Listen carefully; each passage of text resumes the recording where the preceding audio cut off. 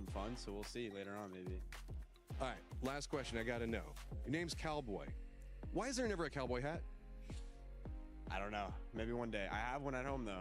I was going to say, do you need me to bring you one from Texas? You got one? I got one, yeah. All right, cool, man. Thanks so much. You have a great day. Thank you, man. By the way, like the shirt as well as T1 came out hot. We had this team on Sony's Story of the Day, and there was no surprise, Toffee, that they were able to perform like this, especially with that 2-2 split at the end, too. I mean, they look good. It's not a surprise. We talked about the start of the day. Everybody was like, Heather this, Heather that. It's raining points, and so it doth again begin in such a way. You know, I'm not shocked. I guess I'm sad for everybody else in the lobby because you're playing that chase game now, boys. I mean, they might have heard me because I was like, oh, you know, they get the kills and the eliminations, but their ability to sort of change that into a win is not existent until now. So reverse cast a curse, I believe, for T1. But I mean, yeah, they played that exceptionally from start to finish, and to see them be able to get to that point as a full squad was exceptional. Yeah, what actually impressed me the most about that as well is the play they had, right? They sent 2 down to the south to kind of watch VP, make sure that they couldn't encroach on their position. Then they sent the other 2 towards the north to watch what was kind of going on between Vicious and I believe it was Geekay. But man, I have to say, for me, Lucarux, that was one of the sickest clutch plays to get Vicious out of there and secure second place. That was so sick. Super true, because that's the hard part, Laces. Do you just go for that easy 1 flush, or do you try to take that 1v1 that will ultimately amount to 2 points? That's a tough decision. Yeah, I mean, this is what I'm saying. Like, it was something that it looks like they pre-planned it. I mean, their ability to adapt is exceptional, but I feel like this is something that they might have calculated from the group stages, because we did not see this sort of like play style in group stages. So that took something to the drawing board, and they are absolutely smashing it. The willingness to risk the 1 in the hand for the 2. You know what I'm saying? Like, as it was, he had an easy flush right there in front of him and said, we got to go for those bigger points to chase teams like T1, who started incredibly strong. Vicious coming out in 4th place. We talked a little bit about them and how they kind of surprised us on their second day of play, making a lot of point runs. These are the teams, in fact, if you even go back a few more ticks, you got your Falcons that were knocked out, a couple other top contenders. The people who got to the top 7 are exactly who we expected to be there in game 1. That's right. I mean, Myth as well, even though they didn't end up being on that final, they were still able to collect 9 kill points.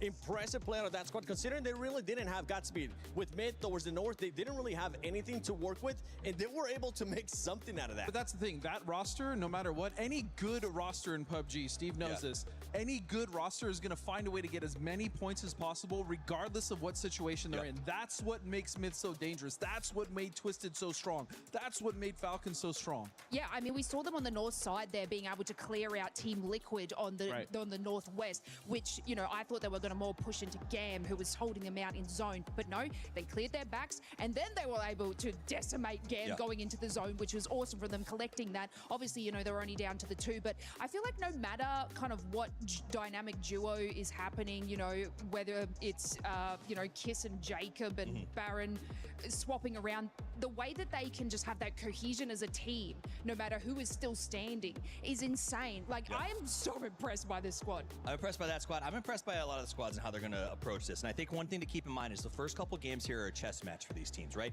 Yeah, especially that circle. Goes far south, makes it tough for some of these teams on rotation. So what you're going to look for is the salvage teams. AGAL with some swimmers out there hoping to pick up a couple of extra points. Falcons realizing that they... 6 points. Yeah, and they reason Falcons going, we lost some resources. Let's crash Vitality, take that extra risk, and hopefully pick up a few more. And that's what you need to do, especially with this new Smash roll on day 3. You need to go in ahead, or at the very least, you can't go in behind. If you look at T1 right now, they get the 10 for winning, they get 11 for kills. That is a huge jump. If they are 21 ahead when we go into the 3rd day, it may be uncatchable outside of the 6. Yeah, in Smash, you absolutely want to set the pace. You want to be in first, because ultimately you're basically setting yourself up to win the tournament, rather than having someone come from behind and then, you know, kind of steal it. That's right. I mean, with this squads too, you just need to make sure the gap is not too insane going into the final game, because then from whoever's in first place, depending how many points they have, you will end up adding 10. And if it's too far away, it's just going to come down to that squad that is in first place to just do enough to get those 10 points and then just play for that win. Well, it even goes farther because if a team is far enough ahead, right, you don't get to play your normal game. The entire lobby now has the onus of being in charge of stopping them from winning. So that means, like, I might be executing the perfect strategy, but oh my goodness, I see the kill feed and the team that could very much win with a chicken dinner here gets a knock. I have to send them. I can't let them maybe get that win because I need to make sure I'm in first. The club points are on the line, the $2 million, like, this is not something you can take light risks on. Do you think T1 can, you know, get sabotaged? Because what we witnessed is they were always being the saboteur. So I don't know if this is something that, you know, is going to be a little bit difficult for the teams, but from watching the group stages, all I saw was T1 taking down all those teams in their path, and yeah, it might not be the reverse. I'm hoping it ends up happening. I'm pretty sure at some point we might end up seeing a bit of a sabotage too, depending on what happens here. If teams do have to chase, but this is just game 1. Get a bit to relax here, but unless it happens in game 2 and game 3 and so on. But I'm hearing that we got something going on with Kalaris on the stage. There's always something going on with me. There's a lot in my head. There's a lot going on here at the Esports World Cup. But of course, we had some great plays in that first game with everyone trying to deal with military, as always here on AGAL. But there's been plenty of great plays throughout the tournament already so far. What have been some of your best? Oh, man, I think the first thing that comes to mind has got to be that example drop shot when he was... look, I don't know if it was intentional. I don't know if it was done on purpose, but, man, it looked cool. It really did. You see the cinematics... UAS going over the top of his head. It was insane. And then don't follow that up, the Tiggleton double mortar. The back-to-back mortar, and then them going off and then just farming the rest of the northern side of the lobby. Those are the two that first stick out to my mind. What about you? Yeah, definitely very impressive stuff. I must say, when it comes to that example, and that was sick, and the mortars were fantastic as well. For me, it's a very simple one. I kind of liked the Panzer underneath the BRDM from Tanvu, because it's very rare you see that angle being exploited. So for Tanvu to be able to make something like that happen was pretty damn awesome, right? I mean, again, you could also put that into the list of, was it intentional or was it something that just kind of happened magically? But either way, it was so fun to watch. Yeah, definitely. There's been a lot, of course, and there's going to be more on the way as well. The thing is that you've got some amazing situations happening too. I think Himas being able to get as many kills as he did for AGAL, it really kind of righted the ship a little bit, I think, for them. What do you think? No, absolutely. AGAL definitely needed somebody to step up, and this is the time when your superstars have to start shining their brightest. But what's going on now? Oh, it's time for the game, Poro. All right, let's head on over to the commentator team for the next game here for the finals. Oh, it's a tale of two different mindsets as they're all technical with, like, shooting like Panzerfausts underneath the vehicles and blah, blah, blah. Meanwhile, I'm just like, whenever Heather ran over everybody on Falcons and just like blew that whole thing up, that was It was raining. It was raining. Was it raining? Yeah, it was raining, for sure. Yeah. But that being said, Heather has been incredible. I mean, just what an unbelievably talented player. By far the top fragger during the group stage. But Raining has, you know, he has his moments too. He is no slouch. That's the scary thing about this T1 team is Heather, Raining, Type are all incredible fraggers. And EN, now that he's the IGL, is kind of sometimes slowed down in that, but he still can absolutely pop off himself. I mean, he has been one of the best in Korea for a very long time. So that T1 team, top to bottom, if they can continue to play as well as they are, as cohesive as they are definitely going to be a threat, it feels like, for sure. My eyes, though, going to be drifting over towards AGAL, who has to make some weird decisions because of Geekade. We're going to be way out in the south, though. I just had to go back and double check. No, see, it was Heather. Was it really Heather? Yeah, it was Heather. Oh, you're right. Oh, okay. I thought it was Raining. My brain got frazzled. I am now the Korea expert. There you go. There you go. Okay. Yeah, plane path over into the east, as you're kind of alluding to. AGAL is going to have to do a longer drop to try to get away from a full sense. No shenanigans off the start on this one. Now, there is a takeaway that I know a lot of people are going to be like, oh my God, Falcons taking that fight early is just, they went out, blah, blah, blah. No, look, when in game one, trying to set a pace and taking control over an area and saying, like, don't mess with us, this is ours, that has ramifications that sacrificing a game one start and still walking away with a high amount of kills is not a loss. That is a big victory. Absolutely. I mean, this is perfectly fine for the Falcons. I mean, if you're concerned about what they did in that first game, I'd have concerns about you, because that was a a reasonable play, particularly given the circle, given the situation they were in. You know, it was a hard shifted circle. So a lot of those teams that are dropping on those very northern spots, like South George, up in that, you know, kind of vicinity of the map, Gatka, that kind of stuff.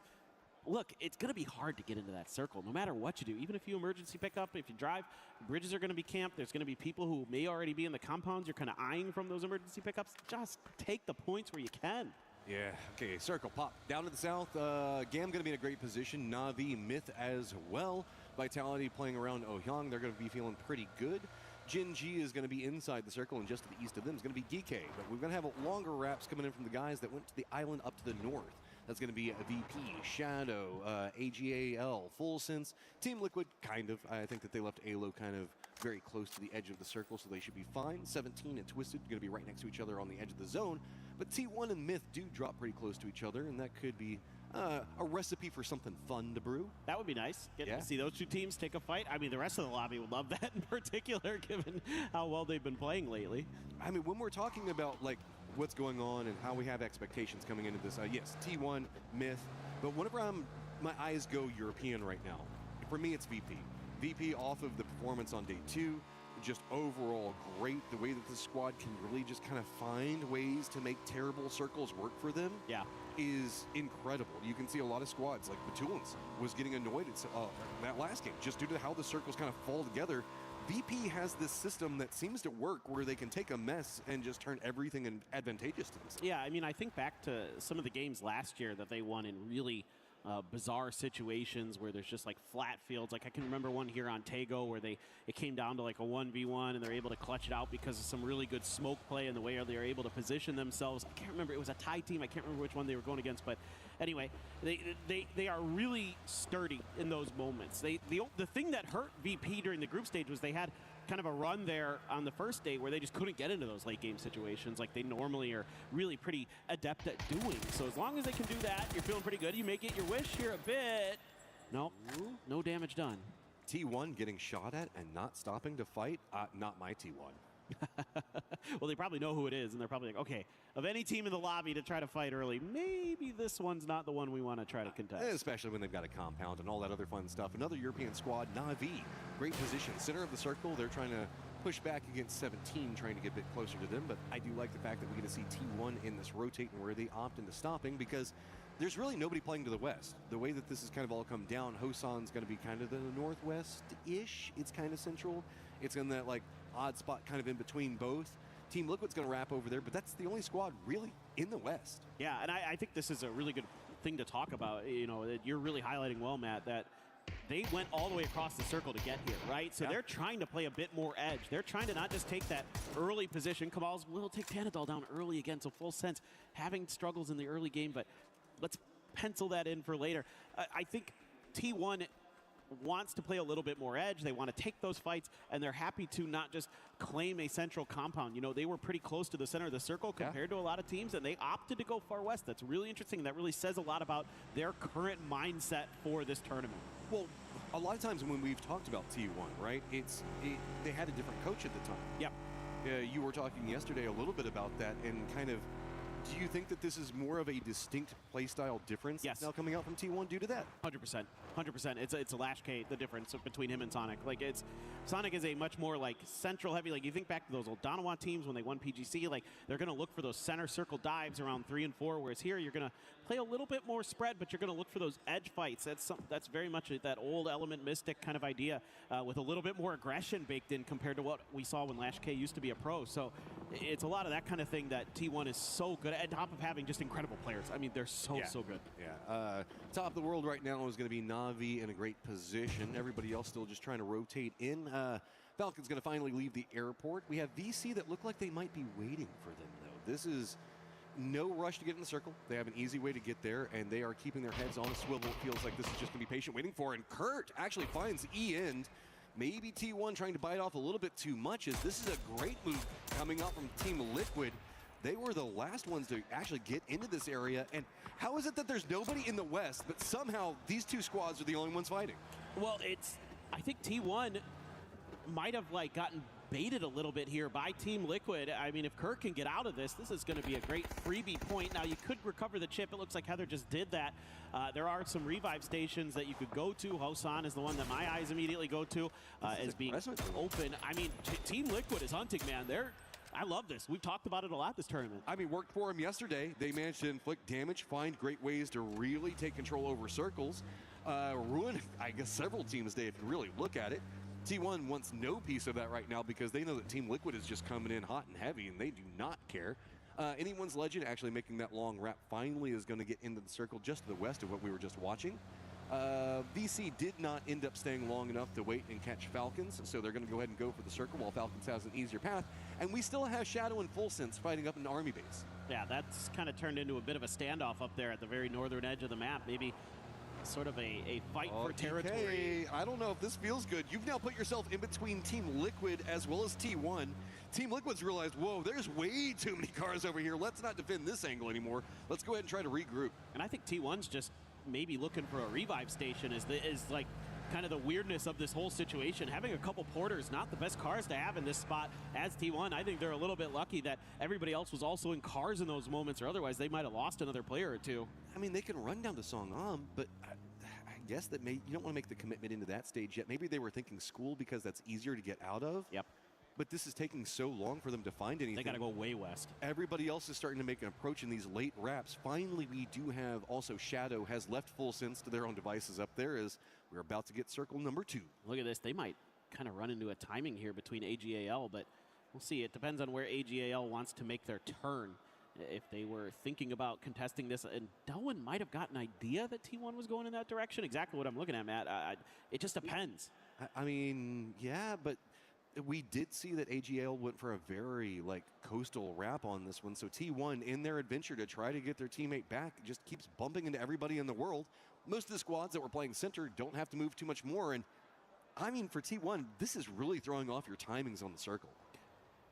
I think they're going to get in here with just enough time, and I don't think AGAL is going to be able to punish this initially. Now, this will give AGAL a very good idea that there is a team on their backside, so they can try to set up a bit of a gatekeep onto T1 potentially, but this is going to be a tough revive to get to go for T1 in the long run. Just have to wait and see how they make it go. Gen G close to Team Liquid, who has split up into a 2-2 split, but it feels like everybody is next to Team Liquid right now as they kind of threw themselves into the thick of it all. But yeah, GAM has spotted out VC. VC, remember, they were kind of a little bit slower on their rotate into all of this, so Duckmy at least going to find Duck Juice in return. Team Liquid, you can see, while they do have that hillside on the west in control, it's going to start being more contested as AGL is going to try to find angle. GAM's Tanvu does have vision up on Duckmy and is trying to dare him to go for the res, but just doesn't get the angle that he wants. Yeah, it was Duck season up here. Oh, look at that. Levante comes up and over the hill. That's Vitality striking, and GAM continuing to have problems. The timing on that, the Porter was rolling away. If he held the angle for a little bit longer, he could have found it, but Levante just coming in, ruining opportunities.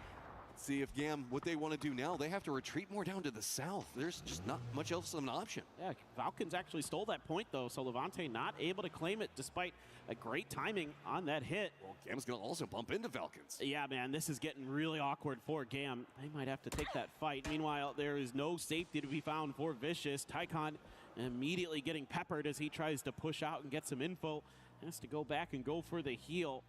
No doubt Falcons know about this. That vehicle not going to be the quietest thing in the world, so Huang F just looking for somewhere to set up shop. And the question for me right now is how aware is GAM of Falcons' position? They would have seen that flush in the kill feed, so they know Falcons are going to be somewhere, and they may have heard the shots and kind of triangulated that they're over in this direction. Now they know for sure. Now what does Falcons want to do? Gustav's still playing back behind. He was trying to play anchor position, take a couple of shots of Vitality, but Vitality still looks like they're trying to get a piece of what's going on. Kickstart now going to play anchor and try to hold back Vitality. Gustav's going to go for an emergency pickup. I think that might just be scouting, but the way the rest of the squad's trying to regroup, maybe they don't like this approach. Given the way that these hills kind of stack together, I don't blame them. You can kind of go up that hillside. You don't have a lot of information on what's going on in the center. Meanwhile, other side of that, Full Sense, where are you going to go for the stop as END is going to be coming in same time. It's just helicopters everywhere in the circle. Yeah, this is a revive, I believe, for Full Sense. So They're going to be dropping that into Songam, but it's going to be T1 who's going to drive in that direction. But they're going to see that helicopter. They're going to see the parachutes. Is that going to kind of make them rethink trying to go inside of the city proper to sort of get relooted up, get their fourth player back into the mix with some decent gear? So whenever we look at this circle, right, there is actually a crescent that kind of comes around from where Twisted's playing, where we see, I guess, the southern section of Na'Vi, where Liquid Gen G are. There's a hillside there that leads into a valley that nobody's really wanting to play. Full sense, though, managed to crash down just in time to get flush on Hong F. So they'll take that one for free, but they're still going to have to make a run into the circle. So most of our teams, like I was talking about with that, like, I guess, crescent hillside, all of them are going to be coming mostly from the south and mostly from the southwest, the way that we see this coming out. I don't know how we're going to see Gen G and Team Liquid be able to deal with the amount of threats, because they're all just going to be rolling right on top of them. It's going to be pretty dicey in the middle of there, so your team fighting going to have to be up to snuff for sure. AGAL has gotten inside of the circle. Oh, Swalzy, okay, that US is okay, and he seems to be as well. Himas, though, just going to roll up underneath this hill, trying to figure out exactly where Gen G is situated before he makes his stop. He's got to be a little worried, though. This hill kind of exposed on the backside. Clory's last player alive for GAM, and Falcons are in the car with him. I thought they were going to take a drive together. No, Did they not see him? Maybe not. I mean, is he up against the tree side? Oh, yeah, he's in the back up against the tree. Well, this is what I'm saying. Oh, sneaky, sneaky. I don't think they saw him. I don't think so either. No way. Oh, this is madness. Oh, Falcons. Oh, no. If they sneak up and ruin him, that could be... if he ruins them... I mean, Falcons did the emergency pickup thing back behind all this. They know Vitality's over there, but of all the ways to go, T1 doesn't want to bully their way in just from the south directly. They're going to go over next to Clory's and Falcons. Do they fall for the same trap? Nope. Nope, they do not. No. In defense of Falcons, it's much easier to see Clory's positions from where Ian was standing. That's true. And I'm not sure how much of the smoke was obscuring that too, or what was going on. But, oh well, Falcons looking to try to thwart T1 from gaining any entry into the next circle if possible. There's Hanzi, who is a little bit close to some of those mortar hits, has been knocked, and Shadow not really moving to try to go for the res with their other two players. So looks like they're just going to remain dug in and seemingly leave Hanzi to his own devices. Just a matter of the timing. They could still go for it. They do have a vehicle. I think maybe waiting for the mortars a bit. I'd be a bit nervous for it, as, yeah, the mortars are still coming down. This is kind of like an island, this hillside, in the middle of all of this. So I don't necessarily blame them for not wanting to go to the south. That would put you right in Hakatori's sightline. That wouldn't feel too good. That would not be great. You don't want to ever be in Hakatori's sightlines. Falcons, speaking of, are in the sightlines of Vitality. T1 as well getting tagged up as they try to make entry into this next circle. So big firefight there. T1 is in a really awful spot. They've got VC, AGAL's got position on them. They might just be going down early in this one. There is nowhere to go. The only benefit is Vitality seems more focused on Falcons than going after T1. So with those shots coming out from Vitality, Vicious has turned their attention onto Vitality. T1 has managed to hop in with their car, and they're just sitting it in the circle. They managed to somehow survive a situation that they shouldn't, as it feels like everybody's decided that they want to deal with Falcons instead. Yeah, I mean, Vitality fighting on a couple different fronts, though, so they haven't been able to really fully commit. They do have the BRDM, and Falcons having flashbacks of some earlier moments in this event. You get out of the car, though, and Trimzy gonna make you pay the price. Quizzy going down quick. Trimzy really locked in here on day one of the finals, looking to confirm that point with the frag. See if he gets it. No, he does not, but Tiggleton is nigh unresable. Yeah, they still have VC back behind them. That's not much else you could do, is there's just too much pressure. Other side of this now, Gen G in some trouble. Team Liquid, as well as anyone's legend, trying to make a push right on top of Gen G, and this is outside the circle. Everybody just trying to fight their way in, and unfortunately, it's on top of Gen G's position. Yeah, AGAL doing some nice work out on the edge in this game, getting some big knocks, and see if they can capitalize. Team Liquid rolling into this party as well, trying to find some kind of angle into this fight. Gen G is going to be pincered between these two squads. Big face. I don't know. Okay, Team Liquid, sorry, that distracted me for a moment. Team Liquid trying to get the kills on the sweep side of this, but they're going to find a target-rich environment, potentially more than they might want. The Soul is the only one over here that's kind of in the circle. And don't forget, Vitality still either has to deal with VC, or they could opt into wrapping more west and be involved in this fight as well. I wouldn't be surprised. I mean, at this point, his vitality, it's like, well, we're probably not going deep into this game. Let's get some points. Salute, gonna dodge that util, get into the smoke. He lands that right at the feet of Cowboy, but Cowboy still wins the fight. Soul is doing some damage to AGAL, but Gen G just fighting so many different teams, so many different players. There just isn't much they can do. They're getting cut down here. Team Liquid trying to res their IGL Purdy-Curdy. AGL as well had a player go down, so they're trying to stick that res. Moment to stop and breathe for Soul, as it is going to be a ton of friends roaming both sides real quick. See if he finds any safety. Gedrock's also making a run into the circle. Looks like Cowboy doesn't really like this approach anymore. He's going to go back to the north, but that's going to open up shots coming up from DK as well as VP if he continues on this path. And there's not much else you can go for. It's just time to send it and try to get to this hillside, and this is what Shadow is trying to play. They're going to do enough shots to discourage. Down to near on nothing. He's got himself a dip that he can stop in, but he's going to get dropped. Yeah, I was just trying to maybe find some safety, do a little pre-scouting for the rest of his team. What in the world just happened? Soul just wiped out AGAL with 1 grenade, or 2 grenades it looks like. That is ridiculous stuff from him. He is going to go down immediately after that from Purdy-Curdy, but at least he got something out of that. That turns a bad game into not bad game, to say the least. That was not feeling too good for Gen G. Circle's now popped. Team Liquid, they're going to have to go on the hunt yet again and try to dive right past GK. VC, and it's going to be full sense after making their jump all the way up from the north. They're going to be trying to gatekeep all of this out. The island that was kind of being held down by Shadow is just barely inside, and VP, again, with great positional awareness and how to tackle a circle, finds a great approach into the circle. Well, they're setting up kind of the star player for Shadow during the group stage, just making the foxhole and then just going to chill. VP, this is kind of their bread and butter, man. Playing a little bit of edge. They've got a lot of terrain to work with in front of them. You know, they're so good about kind of inching their way forward. The problem is GK just a step ahead in this next circle, so they will be able to find some level of safety next to this revive station. So can't go too much further forward, and you have a couple different squads that you have to deal with. Team Liquid is going to send it again towards the center of the circle where Cowboy died. At first you don't succeed, try again, and that's a little bit of what's going on right now. Is Team Liquid is going to get eliminated. Maybe third time would have been the charm, as at least they die near each other.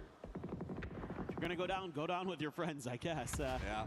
Definitely a tough one there for Liquid. Here's the push from VP. They do have some high ground, but there is going to be Navi that's taking shots on the northeastern side of VP. DK is a bit more focused on what's going on with the full sense VC situation. Levante still up for Vitality, maybe trying to get involved in that. Myth also getting dangerously close to Twisted on the other side of all of this. Is VC just doesn't have too many options. They're getting corralled over here. These are going to be the shots coming up from DK that's just going to force Vicious right into full sense. But, I mean, so far it's working, so why fight it? I mean, Flash is going to have to go huge here. He hasn't really seen much. That smoke obscuring a lot of his vision. There is that point claimed for Duckmai. Oh, the grenade from Flash finds the mark. Nicely timed, and he strikes for another. Tycon down. All of a sudden, Flash trying to cling to life, but he's getting shot from behind by Myth. Myth just involved in a little bit of everything right now, and if they push that, they could find a lot more opportunities for kills, and it looks like Baron might be thinking about it as long as Kiss is going to find himself in a veiled position. Duel of Fates over here, as Nade's going to go opposite sides of the rock. Not really going to get too much more, as it's just going to see who has more utility. Pal pretty low. Does Flash have an idea on where he's at? Depends on how that rolls down. Doesn't connect. They might have overcooked that one with the underhand throw just a little bit. Pal trying to crawl forward. He's been under fire from a couple different angles, so has found a little bit of a dip for himself to hide in from the explosions. If he can get this grenade to land, though, Flash is in a lot of trouble, and he goes a little bit too far. Flash's turn up to bat. Yeah, that Cubby could have just eaten a nade. Oh, counter nade. This is just the name of the game right now. They're essentially playing ping pong with nades just back and forth, but here comes Kiss getting a bit more involved in everything, but new circles pop. Maybe they don't want to go for it. VP also going for a wrap, as these solos just can't get the reses, and Tycon trying to at least crawl over and make it close enough, as Flash just barely survives that. He put that on a knife's edge with that first aid, eventually gets it through. Twisted and 17 are dueling up on the northeast corner. Pau still holding on by this tree, has some smokes to work with. Myth peels off of this fight. They don't want to commit. Oh, there it is. Tycon coming over, just trying to provide some more utility or something else to work with, but nope. In the end, it is going to be Flash that gets the flush onto both. Okay, do you have time to get Belmoth and try to make a run into the circle? I don't know about that, because down in the lower sections of it, We've got this firefight going on as GK tried to creep over to see if they could get a piece of what was happening with Flash, but VP is just finding more and more territory control as they pick up kill after kill. Just quiet consistency, performing time and time again. Yeah, it just feels like they might be on for another big game. Who knows, maybe even a chicken dinner in the cards. You are going to take down Sungjong, so DK has been eliminated in front of you. You've claimed a lot of this southwestern edge to yourselves. Na'Vi still up and running with 4 themselves, so they could be very much a threat in this. Otherwise, everybody down to just 1 or 2 players. In the case of Twisted, well, goodbye Flash, but in the case of Twisted and Myth, they only have 2 left, so the big heavy hitters going to be these EMEA squads trying to secure their edges of the circle, kitty corner from each other. Gedrock's going to be chilling in the middle in a vehicle. Is that BRDM?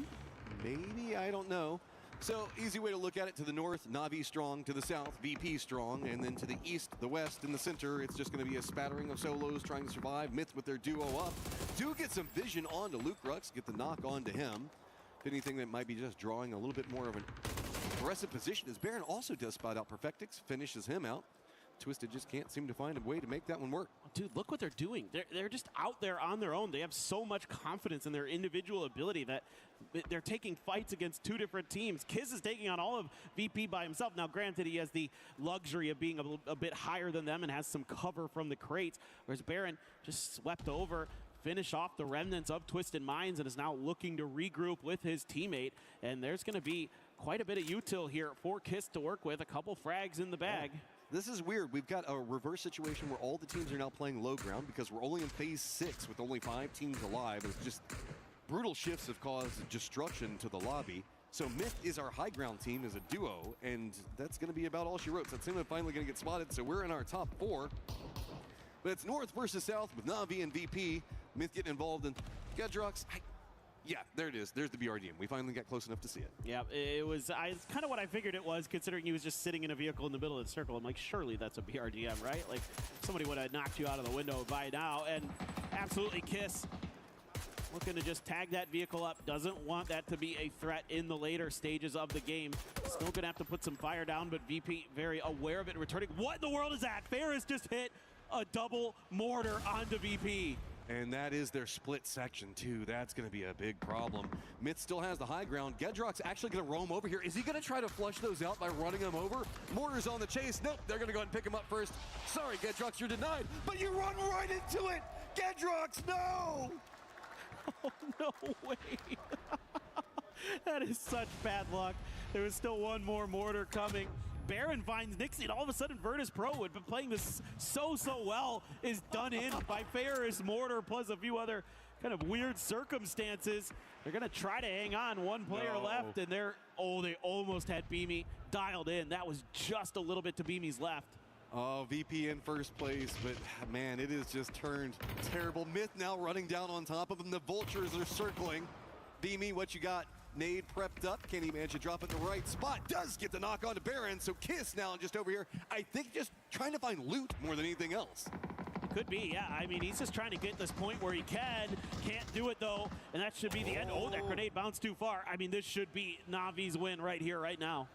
Yeah, Beamy down too low. He's going to go ahead and finish it himself. And that is going to be Na'Vi. Control of the North pays off. But really, mortar plays, man. Woo, that was cruel. That was a nasty one from Ferris, getting 2 for 1. That's huge in that moment because it completely cuts the feet out underneath the team that's going to be the biggest threat to you.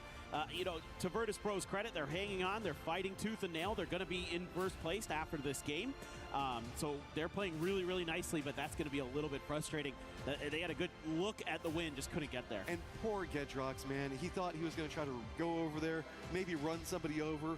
But who expects the 5th and the 6th mortars to follow through? I mean, you had to maybe expect that they would go for the flushes with it, but he knew, there's no nice way to say it. He was screwed. He knew he was screwed. Yes. He knew he was probably going to die soon. He wanted those points. He wanted to try for something. It's a weird timing situation that kind of fell out that way, so, but I respect what he was trying to accomplish. Yeah, I don't like to use this word often in esports, but that one was a little unlucky.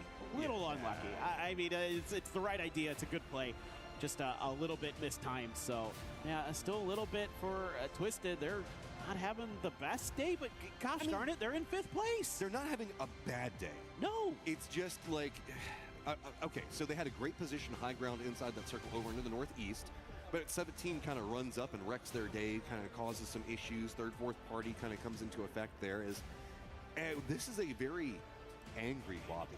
They will not let anybody just fight one squad versus another squad. It's going to be multiple teams seeing if they can vulture anything that they can get. Yeah, I mean, T1 there just fell apart because of that early play from Liquid that cascaded into kind of bad situation after bad situation where other teams were happy to try to capitalize on their positioning that they had to go for to try to go for those revives. But here at the end, Beamy just barely hangs on. Kiss is trying to come up and over that lip. There's kind of a weird moment there where no one kills Beamy but Beamy. Yeah, Beamy's just like, nope, I'm not going to give you this point if I can help it, and he does not. That's smart. But that's a mark of respect, right? Denying out a point from Na'Vi, anything that you could potentially deny from them because they always loom large. Well, we've got Kalaris set with an interview down on the stage. Let's see what's got going on over there.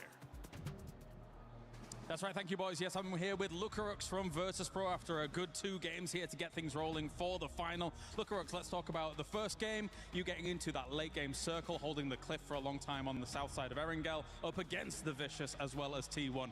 What was your guys' thought process going up against those teams and how you were trying to potentially counter their positions? I mean, we did a really good rotation zone too. We got in a good spot and then we got a zone. And then in the end, like it was against T1 Vicious, and I think GK was alive. And in our heads, we saw that T1 has the best position, so they're obviously gonna win the game. And we had like bad loot that game, and we just went to play for second place to kill GK and Vicious. Okay, it did look like that, so that's actually really good for the clarification. Thank you. And into game 2 here, obviously you're having to play Edge for a long time over on that western side after the shift goes away from the south of Hosan. What was the biggest hurdles, the biggest difficulties you had in game 2 there?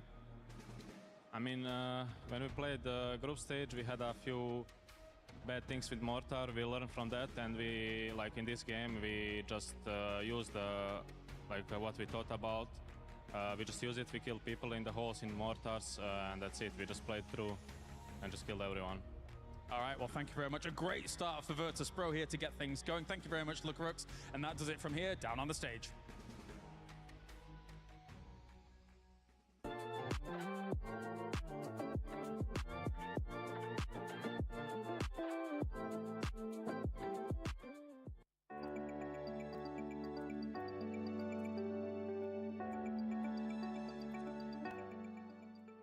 Everyone is playing, you're not yet. EWC Play is your all-in-one platform to compete in fantasy, pick'em, and quests for a grand total of $300,000 in prize pool.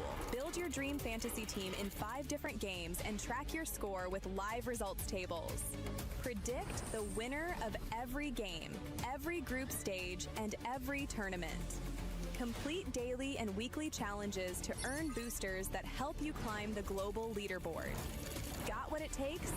Join EWC Play now.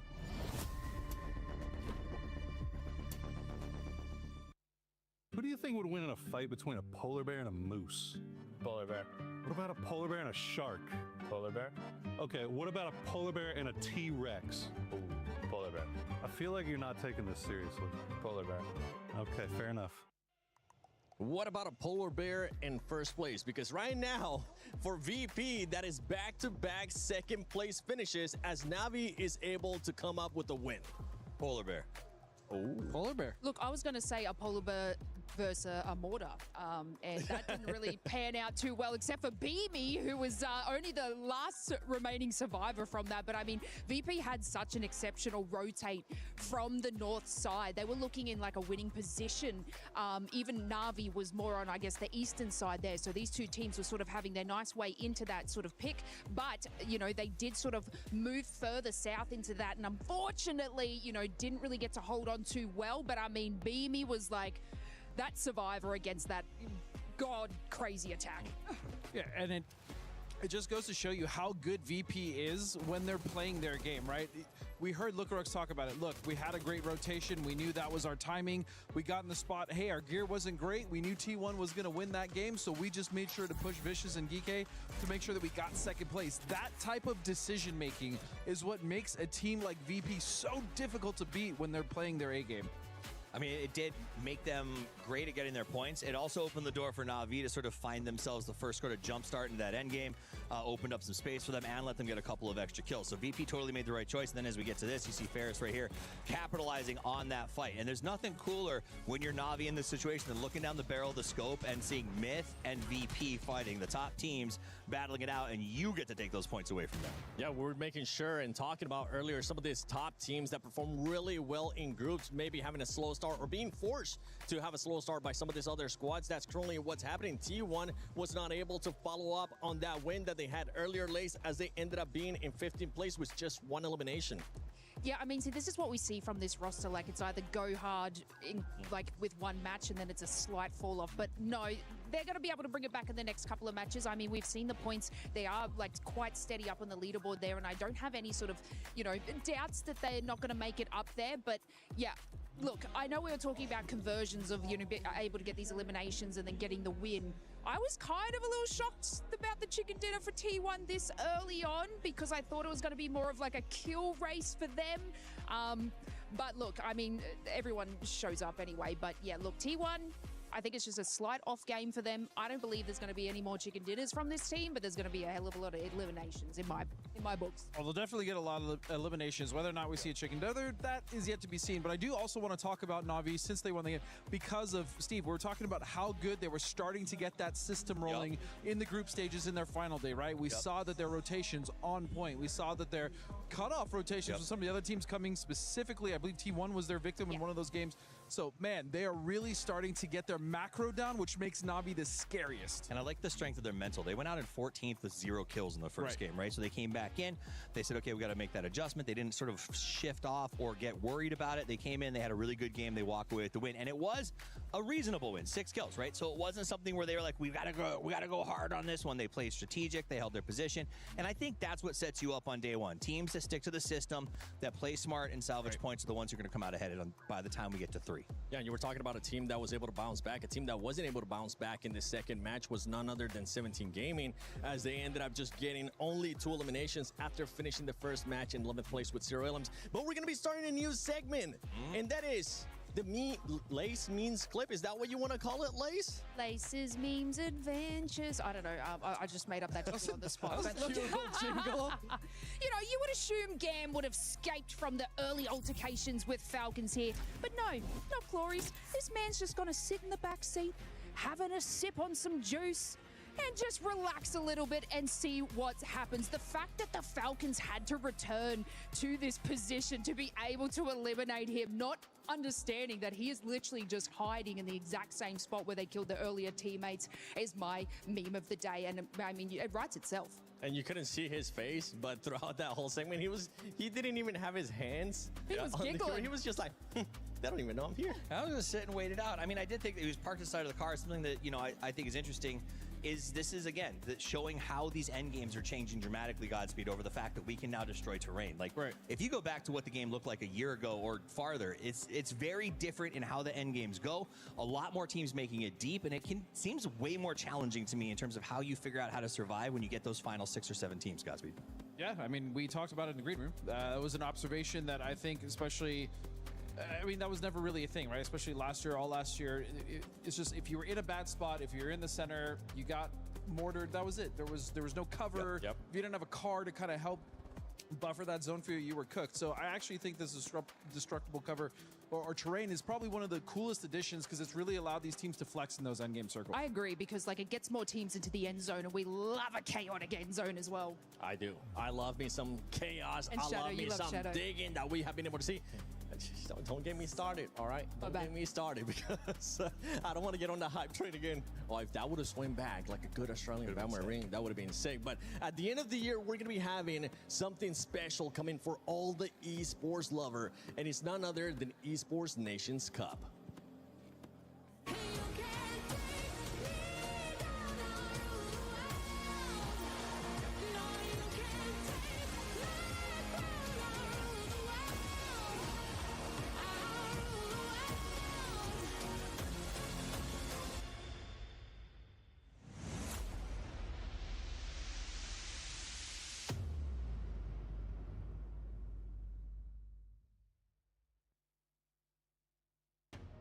with Esports Nations Cup on the way here, regions will clash. I think it's fair to say, and they're already clashing really here in this tournament as a whole. Avenger's going to be talking to me about some of that as it does go down, as we got East versus West here for everything to be going down on. I mean, the thing is that we've got at the top, obviously, Myth and T1 really strongly representing the East right now, but on the West side, EMA is looking good. What do you think? It is. I mean, back-to-back second place here for Virtus Pro is obviously amazing here. Navi won a game, but you can't deny how strong Myth and T1 looked in our group stage.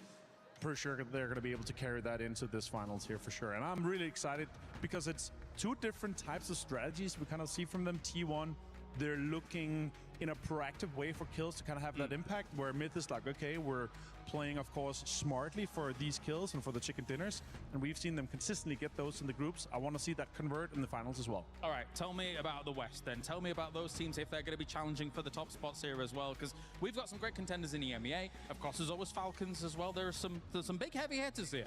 Absolutely, and I think both, you can mention Falcons, you can mention Twisted Minds, you can say Virtus Pro as well, and I think those all have a chance here so far consistently. Sure, it's just 2 games out of the 18 possible we have. Virtus Pros, it's undeniable how smart they're playing. They're looking for these kills. They're trying to get also in to the late game. We see clutches from Lucarux. We see clutches from Beamy. We see all of these guys are equally contributing. So, yeah, honestly, for me, top pick right now, if I had to put it from EMEA, had to be VP. I was happy to hear from Lucarux, of course, as we just got that interview before, because, again, they know exactly what is... When you watch it all play out, right, they knew it was always almost going to be impossible to take down T1 where they were. So play for the second, see what you can get done from there. Take the mature decision in those moments, right? Yeah, exactly. And we saw it's a 3-point clutch. It's 2 kills. It's eliminating one that's in your 3rd place, right? To getting that 6 points for the place was absolutely insane. The way he did it as well, playing under immense pressure inside Molotovs, inside smokes, around cars. Sure, they were a little bit passive, but still, you have to be proactive. You have to kind of try to grip that and make it your own choice. Quick pivot back to the East. Sure. China, 17 Gaming. Do you think that they can rise to the occasion and bounce back? I sure hope, because we always see they're a favorite, they're a contender, they're up there, but right now, I gotta say I'm nervous. I don't think we see them in the top 4, to be honest. Ooh, okay. I mean, they do have the chops to do it. Of course, they are a previous recent PGS champion, being able to take that off AGAL at the top as well when that was going down, which was also down to the wire. So discounting the idea of AGAL being able to make a bounce back, you shouldn't be doing that too early, right? No, absolutely not. I think there is definitely a chance where they could come in. We see him as pop off. We see him as come up to the level that we know he's capable of. Yeah. We didn't see that in the group stage, though.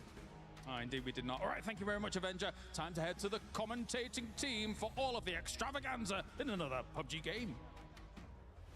So much to look at. ENC down the path. So much cool stuff on the way. I feel a bit like bad for Setsuna. He just narrowly, with Indonesia, qualified for ENC, what, a week and a half, 2 weeks ago, something along those lines, and then just barely qualified in. He is just squeaking it out right now. So to get to this stage, they're actually doing pretty good. They're like middle of the pack at the time. Yeah, look, they're playing better than I think a lot of people might have expected, and you know, Setsuna able to just survive. For Shadow's kind of lack of firepower, let's just be honest, let's call it what it is. At times, they don't seem to be able to match up against some of the best in the lobby, but they're pretty smart with getting into the late games, kind of hedging their bets and at least finding points where they can. Got Miramar plane path up and ready to go, as it's going to be pretty far down the south over around Resort, ending around Alcantara. So, the question Claris was asking it mean to Avenger, 17 Gaming. Do they do it? Do they have the gusto right now? Yeah.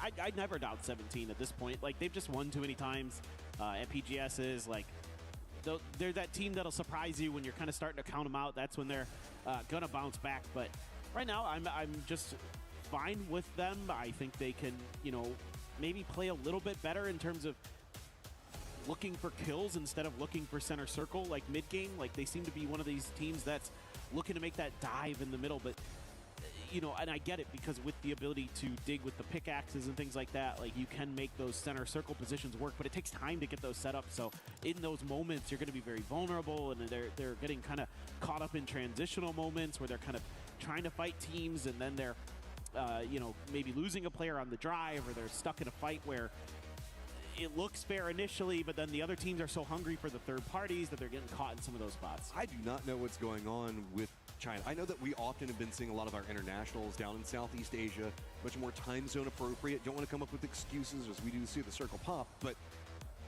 it feels like right now, yes, you are right. The moment you start counting out 17 is whenever they rise up, but this just isn't 17 in my opinion. I don't know what's going on.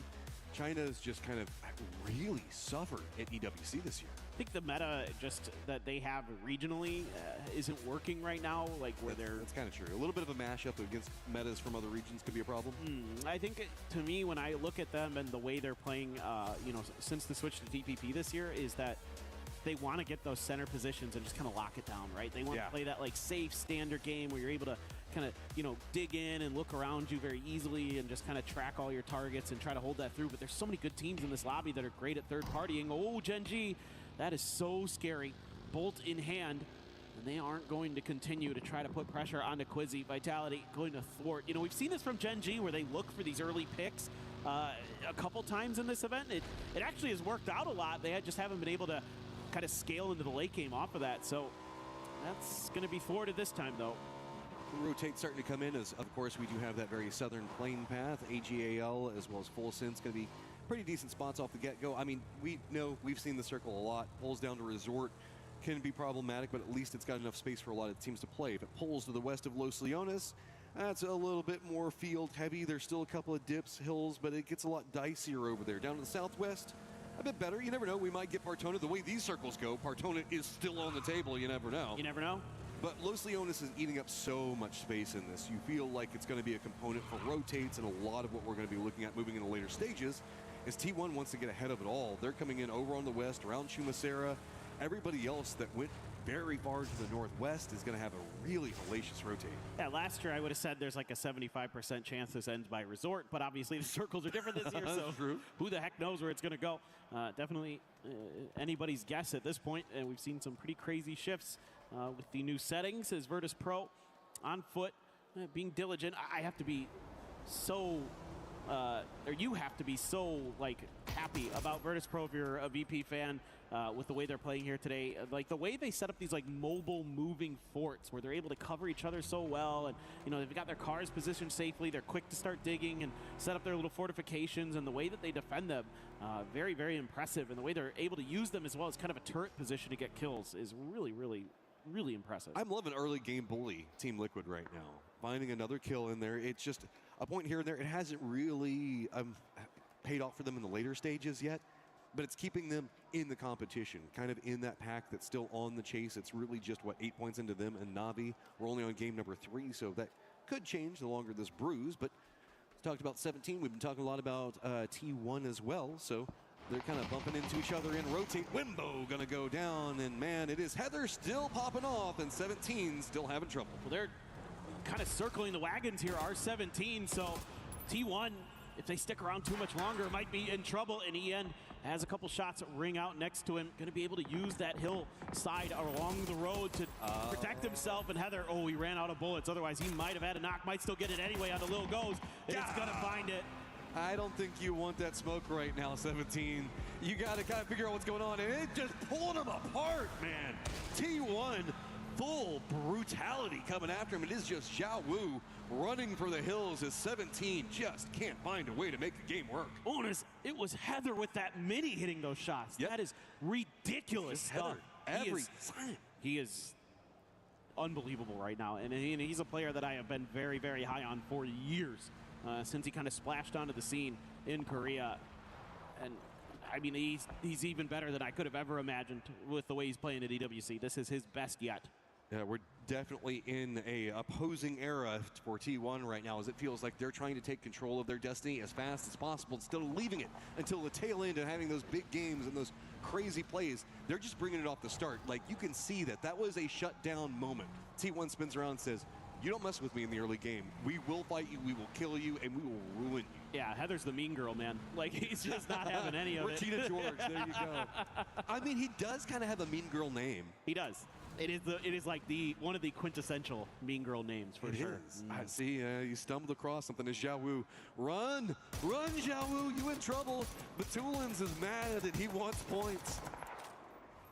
This is terrible for 17. We just talked about how we thought maybe they could have a bounce back, but they get caught up with T1. I think this is going to be a good game for Team Liquid, maybe. They're coming in pretty early compared to a lot of the rest of the lobby. I mean, they're like first half, believe it or not. They might be looking at this game. They even stopped to get a kill, and they're probably like, oh, we're going to be coming in so late. This is going to be a tough circle for us. Actually, they're pretty well situated to maybe do something in this. I don't know. I just get nervous on Circle 1, though. Like, yes, they have a good position over the west, but look at the cluster in the center, man. We've had such a centered meta that's popped off with these squads that just really want to frag out early and fight, that I feel like if you come into this stage, if you get Circle up, great. If it pops this direction, which it could do the way these circles go, but it feels like Circle 2 is almost our friendliest circle time and time again. That's given everybody right over there, and then it starts the hard shift craziness afterwards. Yeah, for sure. It usually 2 is still going to be safe enough that everybody's fine. This is Vitality? Yeah, Quizzy's trying to get the heck out of here. Geeke is going to see him on the exit. Seems like it's going to be A-OK with Hello My Bad driving there. The Coop offering some pretty good protection with that low-hanging roof that it has. Blocks the bullets pretty nicely, so they will get away. And Geeke going to be on the very outside, the very last team to be getting into the circle, at least as far as we can see for now. Falcons doing a very eastern wrap to come into this. Myth, a very western wrap. Everybody else just kind of coming in from the north. Xiao Wu's going to continue to find squad upon squad passing him by, but I think he's just kind of hunkered down out there as VC does stop.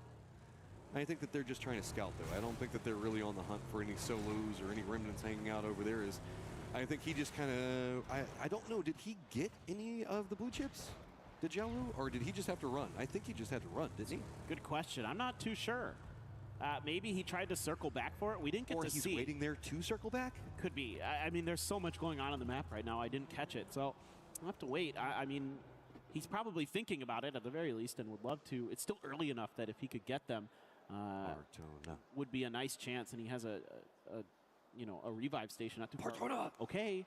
Well, it could still happen, Matt. It could still happen. It could still happen. The dream continues. But we get that circle that we saw so many times last year with a little bit more of a southern lean, keeping in Partona and Resort. So our squads from the north around Los Leones just going to have to condense in. But the long wrap coming up from Falcons as well as Myth probably going to pay off pretty big. Yeah, actually, Falcons are going to be not too displeased with this circle once they can get in there. Virtus Pro as well, perfectly fine with this because they're going to be able to skirt past AGAL, get a little bit more southernly shifted, get those cars into the warehouses, get them safe as well as they can. And meanwhile, AGAL is busy looking at some stuff going on around them. T1 making the move right by Full Sense. They have Shadow Esports just ahead of them, but Shadow has pulled up shop pretty well south up on the compound. Meanwhile, T1 is going to take this edge of the mountainside. This is such a great spot to play if they can keep the defense on there. Really, it's got a couple of vulnerability approaches, most notably over into the west, but I think that they're keeping the player over there waiting. Falcon's going to wrap into the south. Could be bumping into Shadow like you were talking about one moment ago. VP's going to make landfall right next to Na'Vi. Those guys had a little bit of bad blood after last game. AGAL running a 2-2 split. Does keep control over territory, but it feels a little bit dicey if anybody opts into a crash because that has been a theme. Go for a 2-2 split too long in this, and boy, suddenly it's just a full man like clown car that's on top of you. Exactly. Because of how aggressive some teams want to be in the middle of the game towards the center of the circle and how little options you usually have. If you're not confident in your edge fighting, you got to take a crash, you got to take a play. And I'm right there with you, Matt. I'm always looking at those 2-2 splits on the map to think, okay, when the circle starts to close for 3 especially, I'm like, you need to group up and you got to find a way to do that. If you can't, you are going to probably run into problems where you are in an odd man fight. I mean, even if they don't have, even if everything stays fine and AGL tries to just regroup off of this in a little while, they're going to have to deal with T1, Twisted, I think, should have a sight line, VP, and maybe Na'Vi, all trying to catch anybody on a rotate there. That's, it's not a long rotate that they have to do, but it's going to be a scary one. No, for sure, it is. And if you want to see a team that does 2-2s really well right now, that's T1. Like, they probably have the best 2-2 split game that we've seen here at EWC so far. They run them constantly, and they're always in good positions where they can group up when they need to. They're really good about the timings on all of that, so that's been a big key to their game. Myth as well, a great edge team, very different play style than T1, and they are making it work for themselves very nicely. Geeke is going to be like, we know we're coming into this late. Let's get in the plane. And by God, if this goes Partona, they're going to be in a great position. Yes. We still got a couple of seconds before we figure it out. GAM's a little bit gate kept out right now, but it's by Vitality, who's trying to get into the circle. The northeastern area that they're playing from is pretty fine. I think that Xiaowu has gone back and he's tried to collect those blue chips, and he might be making a path back over to Res Beacon to try to rally back in 17 Gaming, but this is going to be playing from the back foot without a doubt. Myth is also called an emergency pickup, not comfy in their position, but if the circle plays it, oh, no Dolly Partona for us. We tried. We did our best. But we're going west to Resort this time, so that field that AGAL in is dead center. That's a rough spot to be in if you're not already in one of the compounds that are around the edges. You're going to be kind of forced to play around those irrigation machines and the sprinklers and all that other accoutrement that sits inside of that field proper. Pau will fall. Belmoth going to claim a point for full sense. Vitality moving around the north side here. They're going to be able to skirt Twisted Minds, who's got a bit of a setup on the edge of Resort. They're going to be holding the line right now. Nothing too dangerous just yet. Yeah, it's mostly just Vicious having a problem. GK trying to just find something in here. Remember, we saw them trying to go for a little bit more of a desperation play to get into a point. They at least found something, but it's going to be Genji just to the north of where they're playing. Duckmai is going to be coming on the other side, kind of a bit more to the west of what we see going on over here. AGAL holding down those sprinklers and everything you were talking about just one moment ago. Team Liquid's got to bully their way into the east as there's not a lot of territory to be had. It looks like Myth going to try to make landfall right on top of VP, and that is instantly punished, man. VP just finding all the points, and Myth, the murder squad, just can't find a way to get it rolling this time. Oh, that has got to feel great for VP. You just eliminated one of the biggest threats in this lobby, and you're going to be sitting pretty central-ish of the circle. Very nicely done there. I think Myth just feeling like they didn't have a lot of good options. I would have rather seen them just try to fight bottom edge, but meanwhile, Full Sense is losing players to Team Liquid. That's over on the west side. Full Sense has that high ground warehouse that's just above their position, along with a player next to Team Liquid. They got to dig him out. But here's the problem. T1 saw that firefight. They're already moving down the hillside to see if they can get a piece. Team Liquid still has Kurt down, but just managed to get the res right as Ian gets there and gets the knock on to Cowboy. So suddenly Team Liquid just trying to fight for a position inside the circle. Thought that they were starting to find some successes. T1 just runs in and snatches it away. And look at this, Full Sense shows up to the party and immediately Tanadol dusts Alo. Belmoth with the grenade, gets Purdy Curdy gone, and Team Liquid all of a sudden crumbling. The real question is, how much does T1 want to commit? Well, they're paying the price. It's actually D from range. Gets the knock on to end. I mean, Duckmai even trying to get a piece of that. Himas was also trying to get involved. So T1 continues to roam over here. They keep one of their players and Heather over in this position to go for the res. Raining is going to go ahead and try to see if he can get over there, provide some support. Type has actually jumped over into the northern area, has got a compound right as 17 is coming back in off of their recall. And it's going to be right next to Xiaowu. So T1 still looming large back behind all of this. Is how good is the defense going to show up for Team Liquid? Because I think that T1 wants this. Yeah, for sure. By the way, that was about 600 meters that D just got that knock on the EN with the M16. Disgusting shooting there. As Cowboy playing front door, going to close it. They're opening up for a little bit of a barrage, expecting T1 to be behind that coop, but they're actually not. So they're going to first start with the molly to try to force them into other windows. I would assume that the grenades are going to follow up into the right-hand side. Yes, but nicely dodged there by Luke. He's not going to take any damage from that. EN now looking to try to flush him out, see if he can catch him going back in. Cooks the grenade well, but again, Luke, very nicely done to avoid any damage. Just a full push. You can see the Team Liquid was hoping maybe they could stall this out enough that the third party could come in. Not going to find much, but Cowboy does get the knock on one. Type instantly lands back over here. Assist, and of course, it's going to be Heather that gets the last, killing it all. T1 finds 7 kills already, but it is now Jin G's turn. As it is time to fight up in the northeast. This isn't even near the circle. Vitality just pouncing on this as well. Yeah, GAM gets in here. They're going to get dealt with. Salute with a P90. Thinking about trying to stick the res, but those sound cues going to be oh so important. The grenades up and over the top, not finding anything. Salute finds one. That's Gedrock's down, looking for a little bit more, using the safety of these crates to try to hide. P90 in hand, goes around the outside, finds another, but he gets lit up. Yeah, the hunt is now on. Quizzy going to be leading the path around the side. Can he get another knock? No, Jin G gets eliminated. Vitality plays it fast and furious. They still need to get into the circle, though, but managed to find some kills of their own, sitting at 7, and a climb coming up for them. VP's got a great position in this new circle, as Falcons now also going to be touching the safety of the circle, but it's going to be very close to a 2-2 split coming up from Shadow. I like this from Falcons. You're going to be pretty safe underneath this hillside. There's not a ton that Shadow can do about it. My real question is how much angle does Na'Vi have into this? Probably not much, given that, again, everything kind of uphill in front of Falcons. So you're at least going to be able to find some level of safety here, depending on how much the next circle hard shifts. You will have to do some driving potentially, but maybe you can find that pick onto Shadow Esports and make that aggressive maneuver. As we can see on the map, there's a big 2-2 split. Oh, Quizzy, no. Oh, no. And they can't Come really pick him up, guys. I mean, it's pretty far away. VP's taking those shots from, I don't know, probably like 500 meters away, so maybe Quizzy can get over there in time. 17's got some loot, and it's going to be enough to maybe make a knock on to Ian, but he's already got a nade prepped on the other side. Ian's got to just go ahead and reinforce this position again. They keep trying to go down to that hillside they were playing before, but squad upon squad just crashes into this point, and they'll take the kills every single time. T1 might lose E-End here, and that wouldn't be the end of the world. Grenade around the corner. Wenbo had moved to the other side, so he's not going to take any damage. There isn't much heals, isn't much to work with for this beat-up, called back in 17 squad. Type finds one. This might just be more points going to T1. Oh, what a spray from Wenbo with the MP5. I mean, 17 needed that. It just wasn't finding anything. Heather's still going to have an idea on what's happening with the pusher on the other side of all of this. Couple of flashes going to come out. Good play. Peeks around the other side of it. Heather just finds it yet again. Every single time it feels like there's a problem for T1. Heather solves it. Dude, he is so good. That was a perfectly placed stun, and that nullified that pumped shotgun, and it's going to put that into the hands of T1. There is Duckmai looming on the edge of this fight. He might have a role to play in this. Type might be in trouble. The longer he stays out there, the more likely he is to die to a backstab from Duckmai, but Duckmai isn't really looking into this just now. Wenbo, I don't think he has any health left to use to heal up. He's just on a sliver, and that should be it. There you go.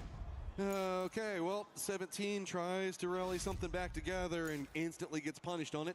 T1 still knows that the hillside that they've been kind of bouncing back and forth between is going to be open behind them. They should feel good with that. Duckmai's got to make a run of his own. Vitality needs to get in the circle. Nothing going to feel good about it.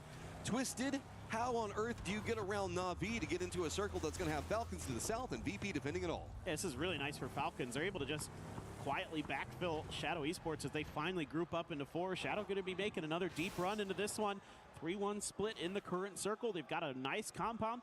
Should find themselves some pretty good placement points at the very least. Vitality, one of those teams on the outside, but I think they're going to have to just kind of fight their way through AGAL to get a spot in. Oh, Twisted. This rotate doesn't feel good. There's one down. A lot of damage onto the rest. It's going to be now Falcons getting a piece. Other side of it, Perfectix nowhere to go. Batulins isn't over here. Expecting this to go bad, he stayed behind, but now he's all by his lonesome and back to snake life. Yeah, this one's going to be frustrating for Twisted. Right now, it's a donut in the game for them. There just isn't a lot they can do. Hakatori has the M24. I'd love to see him pop off a bit with that. Nixie tries to go out there and claim a little bit of prize that he's going to pay. Trimsy is just continuing the warpath. He has been outrageously good. Kickstart will claim the point, but there's a knock from Trimsy. If Falcons find success, it's going to be based off of Shrimsy because he is coming into this mad, man. I don't know what is going on. Na'Vi does manage to sneak by the positioning from VP on one side, but that's going to make them a bit more vulnerable to the Falcons' position. Batulin's going to just try to creep in, but Favor is still back behind for Na'Vi, was trying to cover, make sure that VP couldn't get too crazy on him. So he's still pretty isolated. If he runs down that hillside, he is going to get punished quick. Vitality did find an entrance up next to the sprinklers, and it's going to be near where AGAL is playing. But that also puts you next to T1. And as you can see, that's never a good place to be. Nope, that is about the last place you want to be in any circle.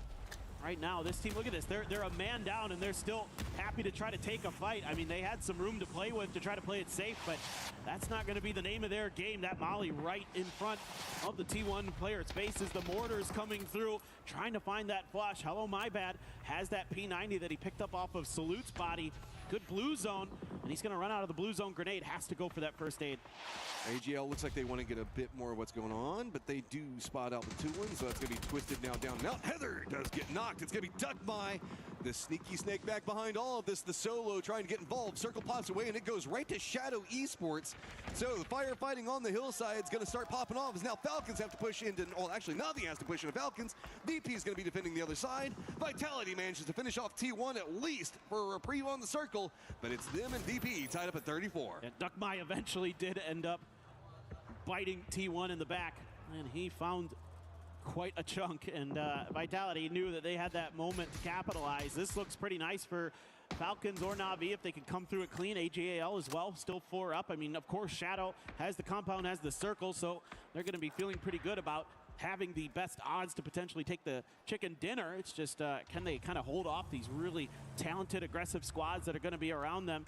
Car's on kind of an awkward slope there. It's going to be tough to drive it up the hill for Falcons. They're just trying to keep Na'Vi at bay. Nobody can really go into the circle easy from the east either. AGL is up on the top of it. These squads know that they need to fight, try to find some kills over here because it's pretty much a kind of a sprinkler field due east on the circle. So fight if you can find it, and it's stalled out any form of movement. VP is still also stuck, kind of just got their duo up looking at the warehouse and what's going to be going on over there. So couple of shots coming up. Oh, AGL destroy does get the knock on to Beamy. That's going to stall out everything even more. If anything, though, this is really big for Vitality because they've got way more breathing room up into the north. They're kind of containing anyone's legend who's trying to contain VP, but Corexy, so few options. He's just going to try to send it, use the opportunity of this firefight going on between Na'Vi as well as Falcons. And oh, Hakatori just drops it right on to Shrimsy. Kickstart gets 2, though, in retaliation. What a hold, and he's got a Panzer behind this. He's looking to get the player. He does some damage, tickles the ankles, and takes another one down. Kickstart right back to it, gets behind the coop, claims some more points. Just gonna be, is this grenade gonna be well cooked? Kickstart senses it coming, gets down just in time to avoid dying, and Kickstart takes them all down. Gets it in the end, but he still has to run up. He's already weakened. Right as soon as he peaks the top of that hill, it is going to get punished fast. Other side of the world, you can see it is Vitality starting to jockey up against anyone's legend. Anyone's legend just trying to fight their way into the circle, but it's going to be a great setup firing line. And a mortar from Hello My Bad, waiting and holding everybody into position. That's the job of this duo. Keep them contained, mark it up, and can Hello My Bad drop the boom on them? Let's see. Yes, he can. He got Hemas. He took down the biggest danger that AGL will bring to bear. Almost gets another one of the Salalzi. Oh, my word. Delwyn getting tagged up. I think that was the P90 from Hello My Bad there. So everything crumbling. Shadow's flanking on this one. They see an opportunity to take control over the game. It's Jexy. He hits the shots on the Hello My Bad. The mortar now down. Peeks the other side. Vitality is eliminated. Shadow coming alive, but they've got to fight up against anyone's legend. I don't think Kit can get back into the circle. He's just trying to heal through this as best as he can, but it's not going to be too much longer before he succumbs to that blue damage. Meanwhile, a pause in the fight. AGAL back up to 4 strong despite significant damage dealt by the side of Vitality, who'll go down in 3rd. A great timing there from Shadow, though. Knew they needed to get active, and better late than never. This is 7th and 8th place, respectively. Would not have expected that on the start of the day as Shadow and anyone's legend. Now, anyone's legend have to fight their way into this circle. Kamal's doing a good job on keeping control over that hills, the field side of all of this, while the other 3 are keeping control over the hill. AGAL has a firing line that we know can just absolutely demolish teams, and they might be leaning into it. It's just going to be 3 inside of a car, tail end back behind that, try to jump over this hill on the other side, run down the fields, take that southern position. Kamal's going to have all the pressure instantly put back onto him. No clean sight lines popping yet. Kamal's, can you defend as though AGAL just steals this, runs right up into their face, and takes it away from them. It's a really nice read here by AGAL, realizing that Shadow had pushed out with quite a few players, so that means that this compound was going to be weak, if not completely wide open, and they're going to capitalize on that. So immediately, Shadow has to reinforce this. They can't give up the longhouse cover to AGAL for free, so they are going to challenge it. Molly on the outside, not really going to do much there. Goes a little bit too deep to cover the doorway, so AGAL able to take their half of the longhouse. They're back up against the blue zone again. At least they got into it. Found a way to navigate this pretty clean. It was a good read on how to hold the circle. You did a great job on explaining through all of it. But Kamals has got to be the guy that keeps the contain, opens the opportunity. Setsuda gets a nade on Emas. That's going to feel great. Hansi gets one as well. So now AGAL, after a great rotate, in some trouble, but notice Delwyn's position. He's playing the other side of the rocks. Can he find a good angle? Yes! Does get the knock on to Jexy, and is pulling all the aggro down to himself. Finds another one onto Hansi. It's a good start here, and it's a good one for Setsuna again. Gonna claim another, and Shadow has 2 players up. AGAL just Salalzi destroy. Sticking the res. Looks like he's gonna be afforded the time, but the problem is while you do this, that means Shadow is also gonna have the time to go for the reses themselves. That's a great initial util barrage from Shadow. Had the blue zones to force players into positions where the frags could connect onto the backside. Really nicely done by them. Can they capitalize? Can they close this game out? Setsuna had a couple of clutch moments whenever it was needed. Can he find another one? Hansy already gets the information, knows where Sololzy is, tries to deny out the high ground in that position right on top of him.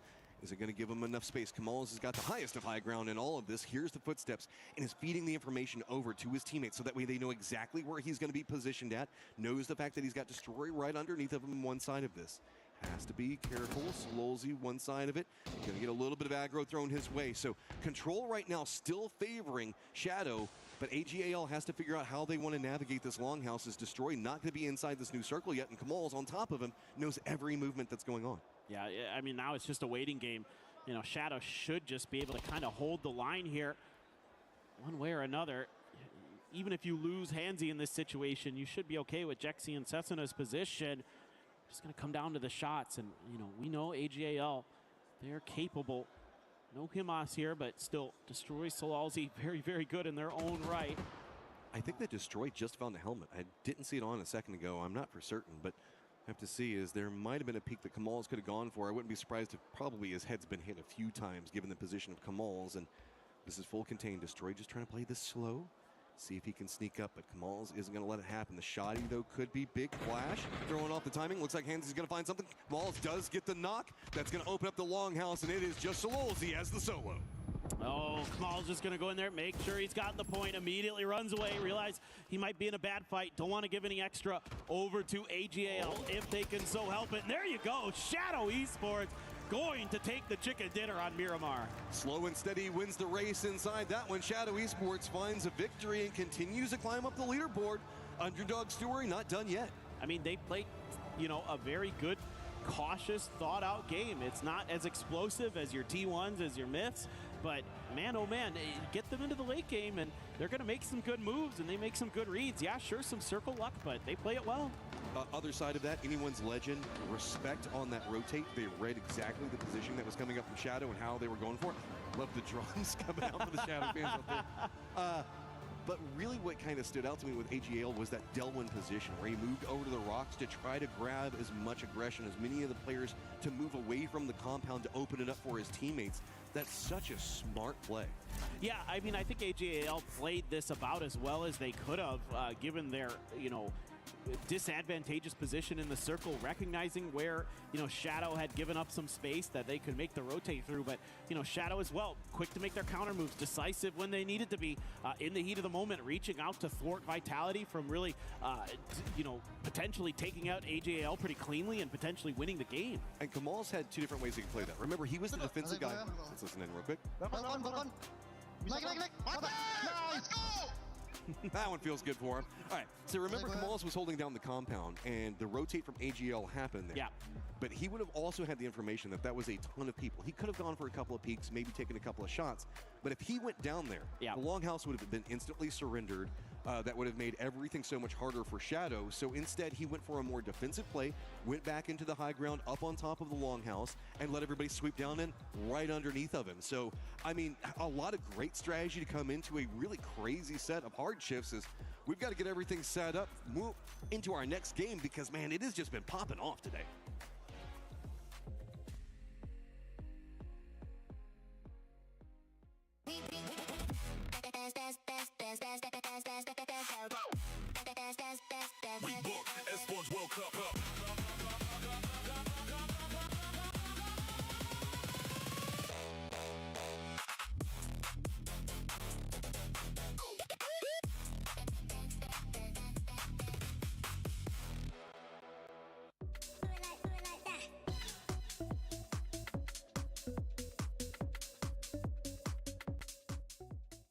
He can come in here and play my game. He knows nothing but go! Tyler 1, you're done.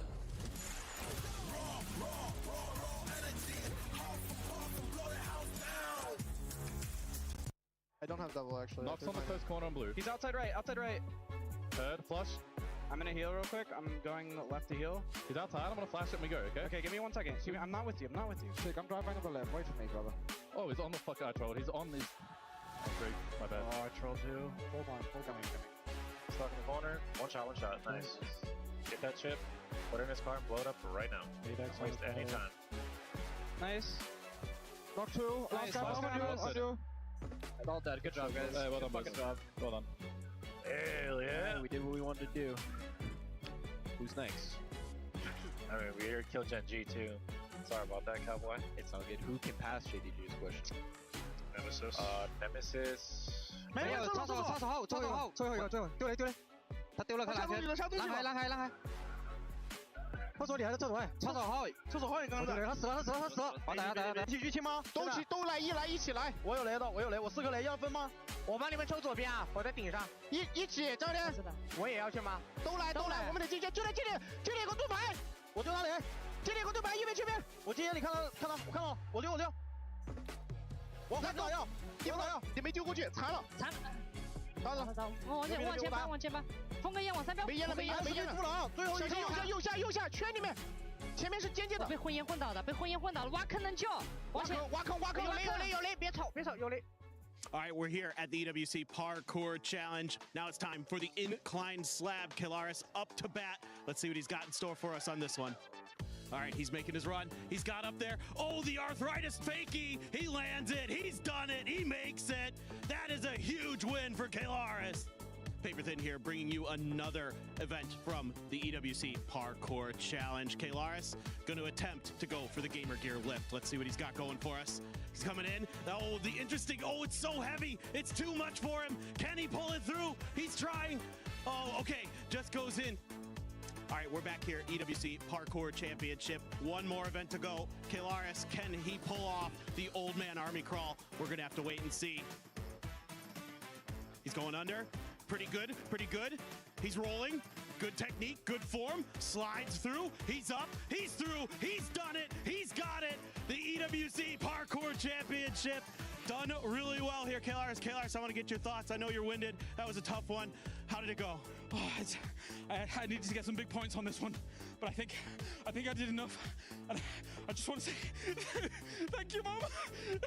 What do you got to say to your fans out there? Everyone who believes in me. This is for you, man. This is for you.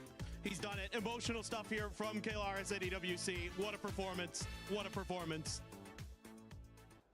A team that nobody was expecting to even be in the finals or even end up showing up in the finals. And from the shadows, eSports is able to get a win, Toffee. I get where we're going with that. They did get a win. And you know what? I got to give them respect on that win. Sure, they had a ton of utility. They had a good spot, but they really outplayed AGAL, who was a, remember, favorite to potentially win this event. So you got to give these young lads, first EWC, first huge event, props on that sort of ability. Was plenty of opportunities for them to throw that fight, right? Sure, they didn't have to do much. Yeah, they had the circle, but they played it absolutely perfectly, right? Even the end, when they baited, I believe it was Sololzi to get on that roof, and they still got the kill. That was perfectly played. So they knew the win condition was roof control, and so they jumped off saying, "Oh!" And Sololzi was like, "Finally, they made a mistake," and he climbs out. Easy bait, man. I loved it. The patience that they were able to showcase was impressive too. Waiting for the right time. Love to see that from Shadow and just continuing to get all this experience to maybe carry that on throughout the rest of the year. But other squads, honestly, T1 being able to bounce back with those 11 kills, Lace. Yeah, I mean, look, I said it in the previous game. This is not going to be another chicken dinner for them. And no, it was not. But the high eliminations were exactly what this team set out to do. And I mean, I'm pretty sure it was like racked up to like 11 points. They cleared out that northwest side and they kind of set their sights on Vitality to be their next sabotage. But unfortunately, Vitality got the handle of that one. I'll tell you who they hate. They must hate 17 with a passion because they started that game by killing Wembo, Tianchan, and Little Ghost. They let them get the reses. Then they hunted them down in the back half of the game and re-killed the entire team. They literally got half of their points off of the same 4 players. Starting to wonder if 17 should have just joined 4 a.m. on that plane ride home because they saw playing like it. I'll tell you that right now. They saw their countrymen leave and they took that personally. Yeah, you know who isn't playing like it though? Kickstart's clutch. That was so clean for the Falcons and necessary. They needed those points to make sure they're continuing to stay relevant as these teams are starting to climb the leaderboard. Yeah, for the Falcons, I mean, just to start off the day, as we're looking at the play here by Kickstarter, we're talking about TIG being able to be that superstar that ended up showing up at the end of their first day. Now it's Kickstarter hopefully giving them that kickstart here today. Yeah, I mean, it's the kickstart show at the moment, but I think my issue is like they're not playing the team strength. They're kind of having like an individual player being like that most outstanding one for their team. And yes, Kickstart was that one. I think they got the third place out of it, but I'm really disappointed to see that it's not the entire team. It's always a solo superstar. I need to point this out though. Okay, so Kickstart was down to 2 magazines on that one. Yeah. He let one go, got the double knock, switched to the Panzer to save himself time, pulled it out of his pocket, got him low, then he was down to about 26, used it on the first, and only had 20 rounds to finish the last fight, was at 8 when it ended. Like, that was literally everything he had, and he managed to get a 4 out of it. That is crazy to me. Yeah, I mean, look, I look all the way back to PGIS when he was playing on Zenith, right? And we first really got to taste what he was capable in an international land like this, and he does not disappoint. Anytime he's on this stage, anytime he's on an international stage, Kickstart, at the very least, will show you something that you haven't seen before. And for Kickstarter, I'm hoping that continues on. I also want to see the rest of the players, as you were saying, Lace, being able to show up. And for you at home, don't forget that you can actually sign up to the Esports Foundation Creator Program. Make sure you do so. Earn some rewards, live stream for everybody, and there's a chance that you could end up getting interviewed by us on the final day, because why not? And look at that, there's some pretty cool rewards. Is that a trip for 2 to where? Week Paris? 3 of asking for the PlayStation 5. Oh, hold on, hear me out. PlayStation 5 doesn't sound bad. Make sure you scan that QR code. I will. And go apply, join, and earn rewards for the Esports Foundation Creator Program. Talking about some squads that we were expecting to come in quite heavy today. Myth, I'm not gonna lie, Myth has kind of been a little bit disappointing to me today. Look, I wouldn't say too much disappointing. It was kind of like a great start for them. Yeah, it's a little bit more slower in the reins, and for them to sort of go out early in that match was kind of the golden gate for everybody to catch up. But look, they're still in that top sort of section of the leaderboard, so it's not counting them out just yet. It is very super close. Like, if you were to go to the next page, you would see how incredibly close these points are. And look, if anyone can bring it home and make those conversions, it's Myth. Absolutely. I mean, at the end of the day, it's still 7 points per game that they're averaging, which is a great start at 3 when we're looking at sort of the long run on this thing. The team that really has me, as you look at this, Virtus Pro at 34 points. These guys have not let off the gas. 8-8-4, 6th place, 2 seconds. They look good right out of the gate. When you got a player like Beamy sort of on that team who is probably one of the best that does it, like, this is, you can't let them get ahead. It's going to be who wins in a fight, a polar bear or a hurricane, and it's always a polar bear. I think something else to note about Myth, too, is they were seen as the biggest threat in the tournament, so they have the most eyes on them, right? They do, that's true, too. It makes sense that a lot of teams are going to know their rotations, they're going to know exactly where they're going to want to drop, and they're going to try to punish them because they know how powerful Myth is. And that is exactly what happened in that last game. That was a rotation that they got cut off on. We've seen that before. Everyone goes home and gets ready for finals, and the first team you watch all the videos of is the team that won, right? So that is sort of sometimes works against you. And Myth, maybe a little bit of that, but you know what? They got a 16th at 0. That's their one bad game. They're allowed. Yeah, they could end up just readjusting. Only 3 matches in. We do have 3 days of a lot of gameplay. Something that I did end up noticing, though, when we saw the first page of the leaderboard was how frag heavy, how kill KP heavy is those first 2 squads. But as we're getting ready to finish off with the next 3 matches for day 1 of PUBG Battlegrounds at EWC 26, we got something special with the coaches going on. Extreme from Team Liquid here at halftime for our first day here for the final. Talk to us about what's happened so far here for the team, these first 3 games, and your overall thoughts. I mean, first few games, there have been a couple big mistakes, couple bad shifts as well, but it's mainly the mistakes we want to focus on. Biggest thing right now is that we just don't lose the energy, we don't lose the focus, we don't get deflated or anything like that, and we just move on to the next 3. We have like 15 games left to play. There's no reason to be super down right now. Thank you very much, Extreme, joining us here from Team Liquid. Let's bring on now Ibi from Virtus Pro. Of course, same question really applies, but you guys have had a really good start here for our first 3 games, so talk to me about that. Any even slight mistakes that you've seen so far, or is it looking good for Virtus Pro? I mean, it's looking really good. We got motion right now. They're doing everything that I want, and what we spoke about, we're pre-planning, we're playing super good. This last game, game 3, we had some good zones, we made some minor mistakes, so we lost 2 people, and we only got like 6 points. I think it could have been more, but so far everything is going really well, and I'm super happy. So we got to keep the motion going. Fantastic for Virtus.pro. Good luck in the next games. Thank you very much for joining me here. Thank you. All right, and finally, let's bring on Gunnar from Team Falcons here, representing the Americas, representing freedom. Let's talk to you about those first 3 games as well. From your perspective, what has Falcons been able to do right and wrong? Obviously, Kickstart just had an amazing performance there against Na'Vi. So talk to me about your first 3 games. The first 3 games are pretty tough. Like, obviously, the first game was a melee game. So we pretty much just said, like, guys, it's going to be hard to get the melee. Let's just try and get ours, which we just crashed AGAL and killed them. And obviously just slopped it out with Vitality and Ferry. And then the next 2 games, same thing. It's pretty difficult. That final game right there at Miramar, obviously our best game so far. Insane individual performance by Kickstart, which plays like that to win tournaments. I mean, if you're able to 1v4 Na'Vi, like arguably probably the most mechanically gifted team here, that's how you win an event. So tough zones, but we're playing into them. We're just trying to get average points, and then eventually, you know, we'll get ours, we'll get some good shifts, and hopefully we capitalize on it. Thank you very much, Gunnar. $2 million, Luti. $2 million. I know, that's crazy, right? What would you even buy with $2 million? I think I would build a zoo. Really? What kind of zoo? Only pigeons. Okay. Hey, don't judge. What would you buy? How much is a penthouse in Paris? I think you can afford for the parking place of the penthouse. Bienvenue à Paris. Wow, okay. Okay, I might regret this, but I've got to ask, why pigeons? Okay, Bonnie, have you ever seen the baby pigeons? No, I don't think so. Exactly. And I'm gonna just check what they're up to. You're a weird guy, Luti. Okay, gotta love him. We are halfway through day 1 of the finals. It's time to jump into game number 4. Casters, over to you. Thank you very much, Barney and Liddy, as things are getting weird here. 3 games into our finals. But so far, so good for T1. I am Porosaurus. Joining me once again is Martin, the Avenger. And we have 3 games left to bring you today. And so far, so good. Absolutely. Halfway through the day so far here, and some teams have surprised, some teams maybe not so much. But again, we cannot judge that bad. We cannot judge it that bad already, to be honest. But we are going to be going on Rondo, Poro, and that gets me all excited because it's a difficult map to play, but you can really get a snowball rolling on it.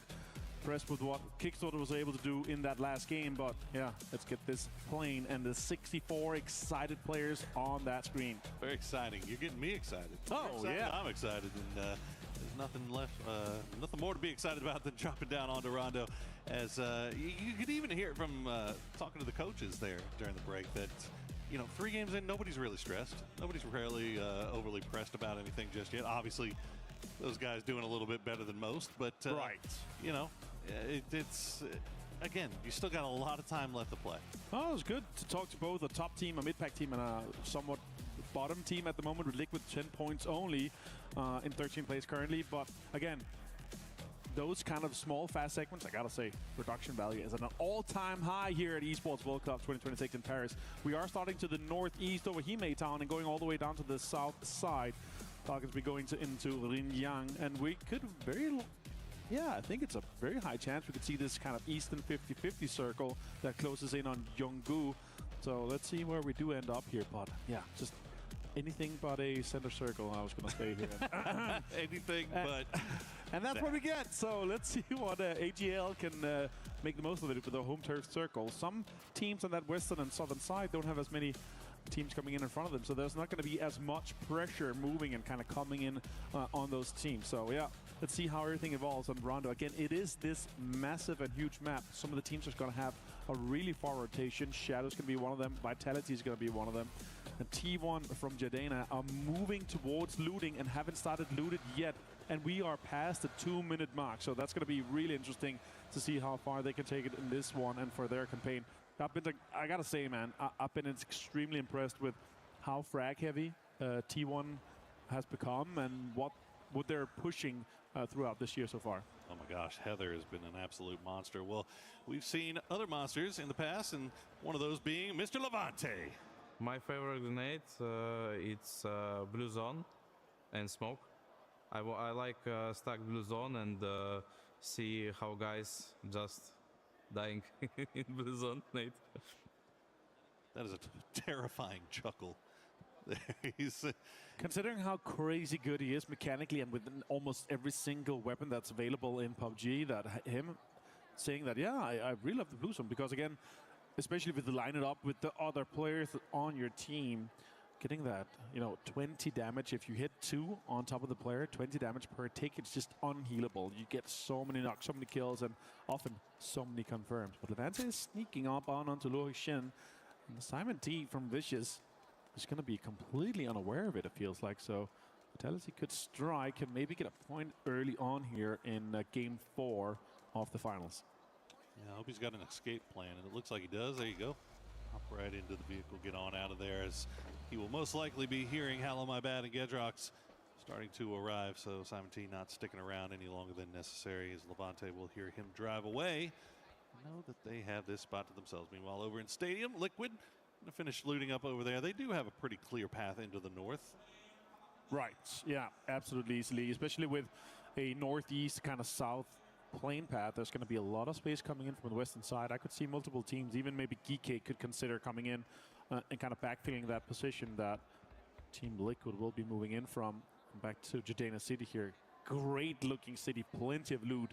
If you're a really greedy guy like myself, where you want every single attachment, every single gun, you want your perfect setup, Jadena is the place to go. Twisted Minds and Na'Vi, though, they will be rotating somewhat close to each other here, Poro. We could end up seeing some sort of a drive-by. Sparrow looked like he could end up being chasing, but nah, ends up a little bit differently as the other guy takes shots at them here. Hackator boosting. And what a game it was for them last one, until Kickstart said, hey, no. I mean, that's the name of the game when you get to tournaments like this, right? We talk about it all the time. Your superstar players need to step up and make superstar plays if you were going to come home with that trophy. And that was a big one that Kickstart was able to deliver last time here as we check in with Virtus Pro. Absolutely. And you remember last time I saw that level from Kickstart? Remember what happened there? That was the last time they won Esports World Cup 2 years ago, right? And then he was an absolute machine there. I always praise Matt for his growth throughout the years we've had here. Had the pleasure of him through the last 9 years, where he grew so much into a fantastic player, and now absolutely in a more senior leadership role on the team as well throughout the last 6 months. It's been amazing to see him, how's he been able to develop here in his full sense, and Na'Vi are being able to getting in kind of close here, and these is really high priority positions, and they're spreading out quite greedily. We could end up seeing them being punished, or even with a pull-up from some of the teams coming in. Yeah, they're kind of taking shots just to, I think they know that Full Sense was kind of hovering around on their south side. Taking a few shots just to make sure that Full Sense doesn't get any closer. We'll keep an eye on that while we check in with GK. They're coming in from the south, but Liquid is posted up here for a camp. Curdy holding that rock initially. Geeke, I don't know if they suspected something or if this is just their normal pathing, but it's working out pretty nicely. The trail man, though, will take a few shots. That's going to be Songjang. Did he actually lose a tire on that? I'm not sure if that was a tire pop before he just decided to get back around here. Songjang, half HP. Luke 12 finds him with a headshot from the mini.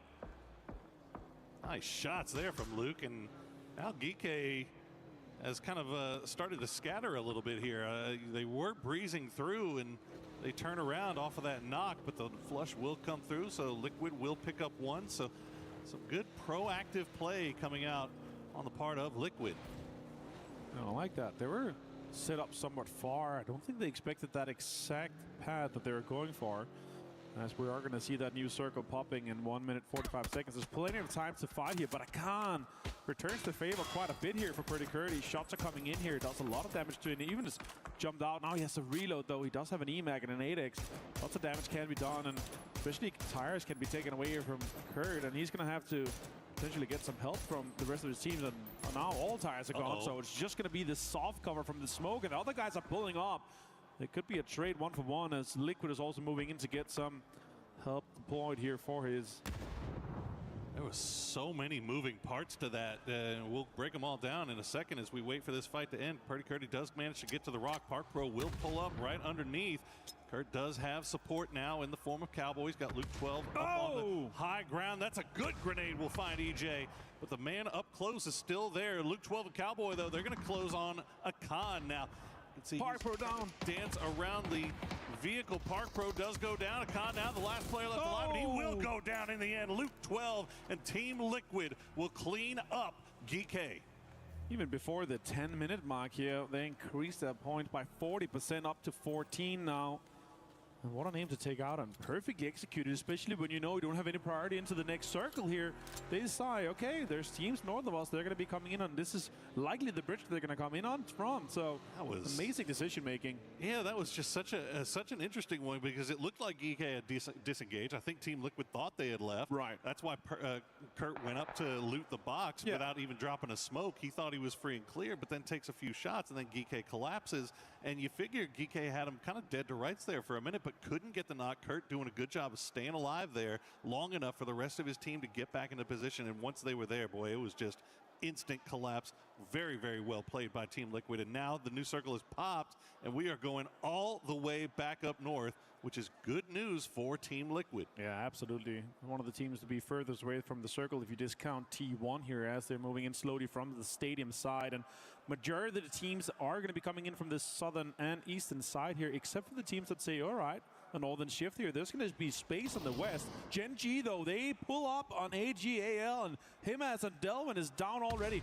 AGAL just cannot seem to avoid early game conflict so far, but they will find Bean with a panzer to the face. That'll be Sololzi collecting that one. Destroy taking some damage here. Sololzi has been spotted out, though.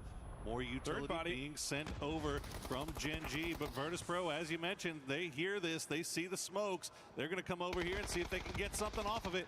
Immediately pulling up right to the hard cover as they will dance around. Destroy gets picked out by D as he tries to escape.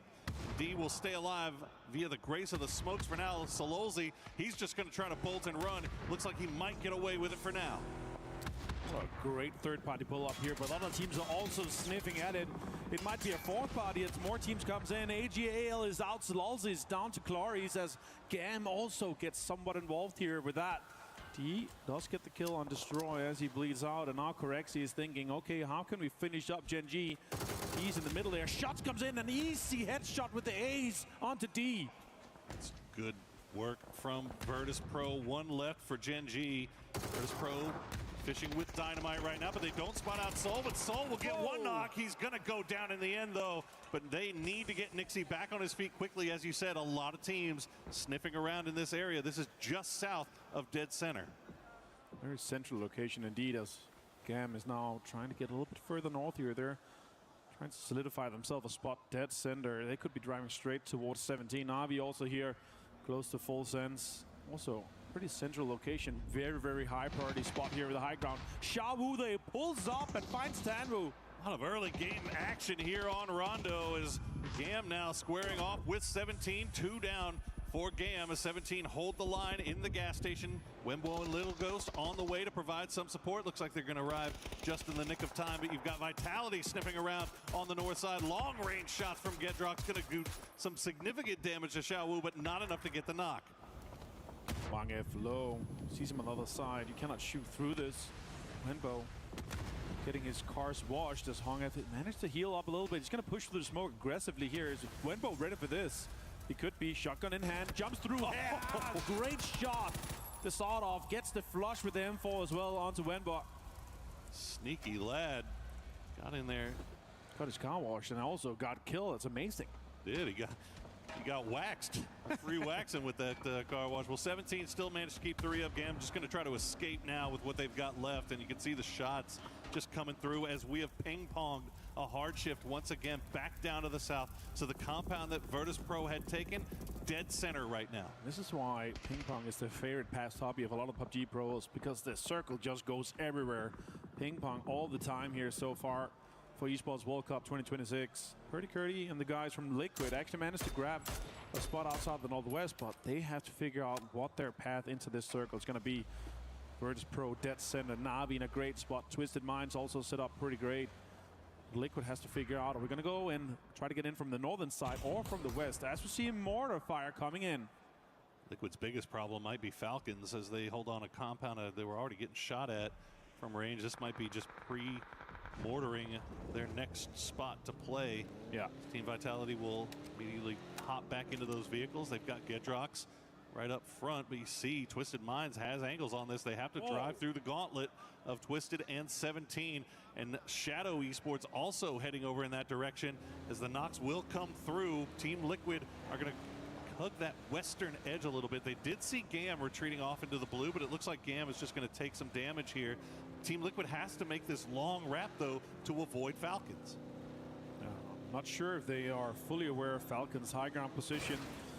It could be another situation where they're going to have to, divert or pull up and just try to take the points here. They've got time to wait and try to figure out what the best path in here. And Luke 12 is actually figuring out that Yulin might be completely open as Kickstart from the glider has so much information. Simon T finds example, though, on Twisted Minds as Vicious continue to be vile against the rest of the lobby here.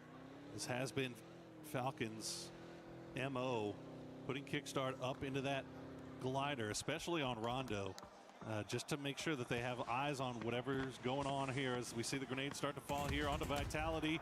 That's going to be a good one from Hansi. Will take down 2 members of Vitality. I think they're down to just 1 or 2 left alive. Yeah, you can see they're in the other crater. Gedrox and Levante just trying to survive as Nixie's going to steal that one away with the well-placed mortar. Shadow just playing around the smokes, but they are getting pressed at from Virtus Pro, from Navi. They're going to have to leave here or fully commit, and that's what they're going to do is he's going to take out his own teammate. Oh no, that's not the right time for that.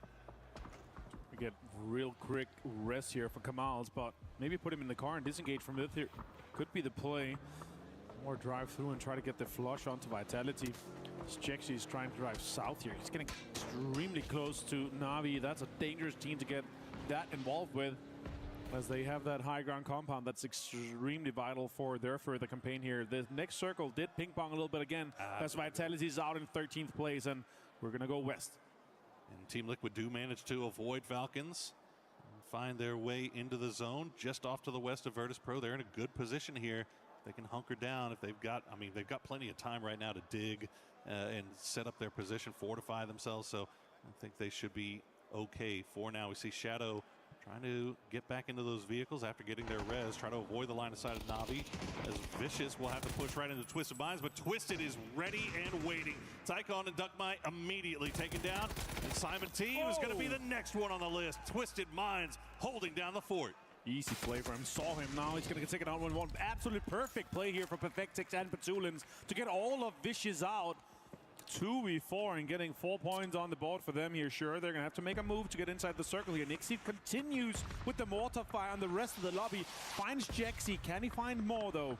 At 17, you can see they're seeing these mortars. They're seeing these smokes. They need to find somewhere to play, and this is looking like it might be okay, but they also would like to wait for the mortars to stop falling before they make their way. And Nixie's going to find another one.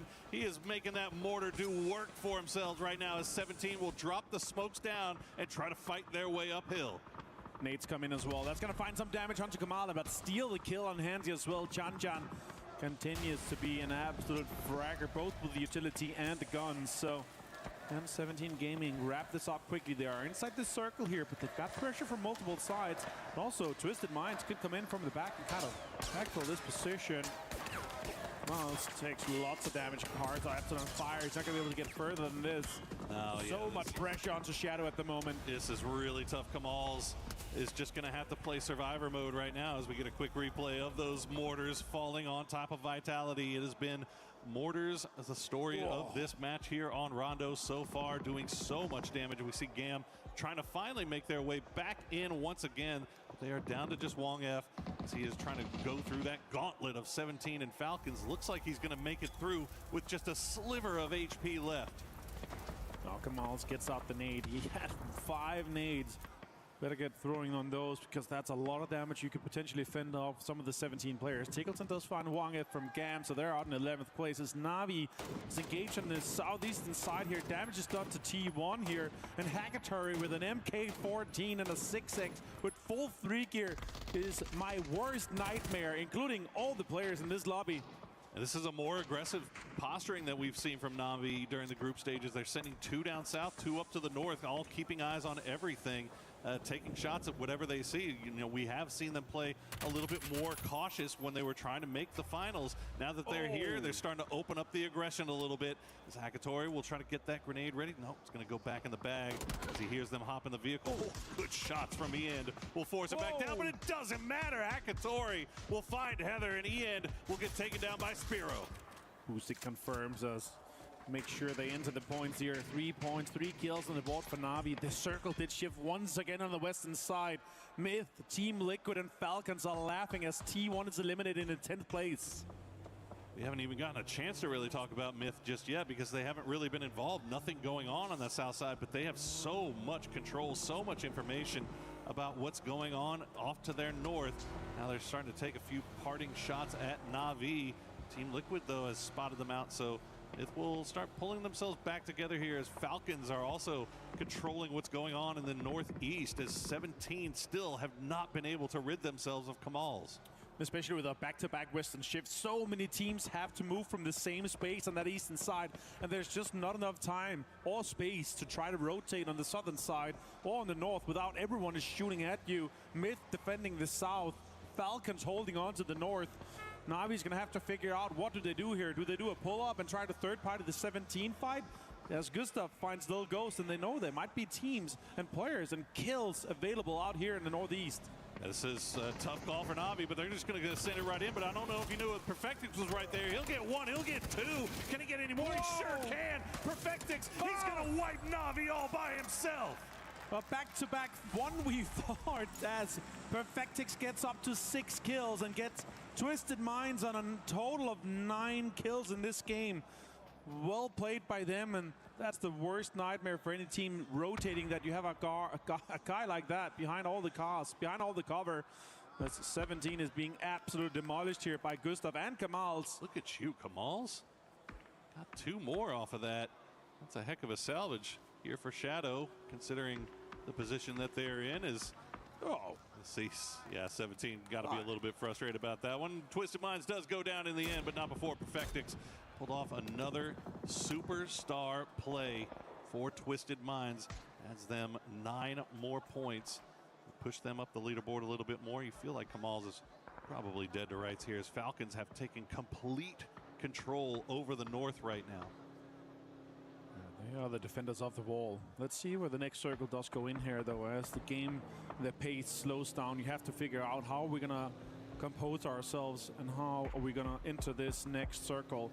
As VP is holding on to the east, Team Liquid dead center, Myth on the southern side, lots of control alongside the road, and Full Sense is trying to squeeze in. If this next circle does not come to them, they are the next victims of anyone that's gonna have to make a move here. So Myth and Full Sense are gonna have to make pushes, potentially into the same direction and same area as Team Liquid. They try to dig some foxholes and get some defense set up. It could be a push from Full Sense and Myth onto their location. Yeah, this is going to be really rough, right, for Team Liquid especially, because you know both Full Sense and Myth are going to avoid the compound as best they can as we get to replay of that nasty, disgusting play by Perfectix. 38 rounds left, too.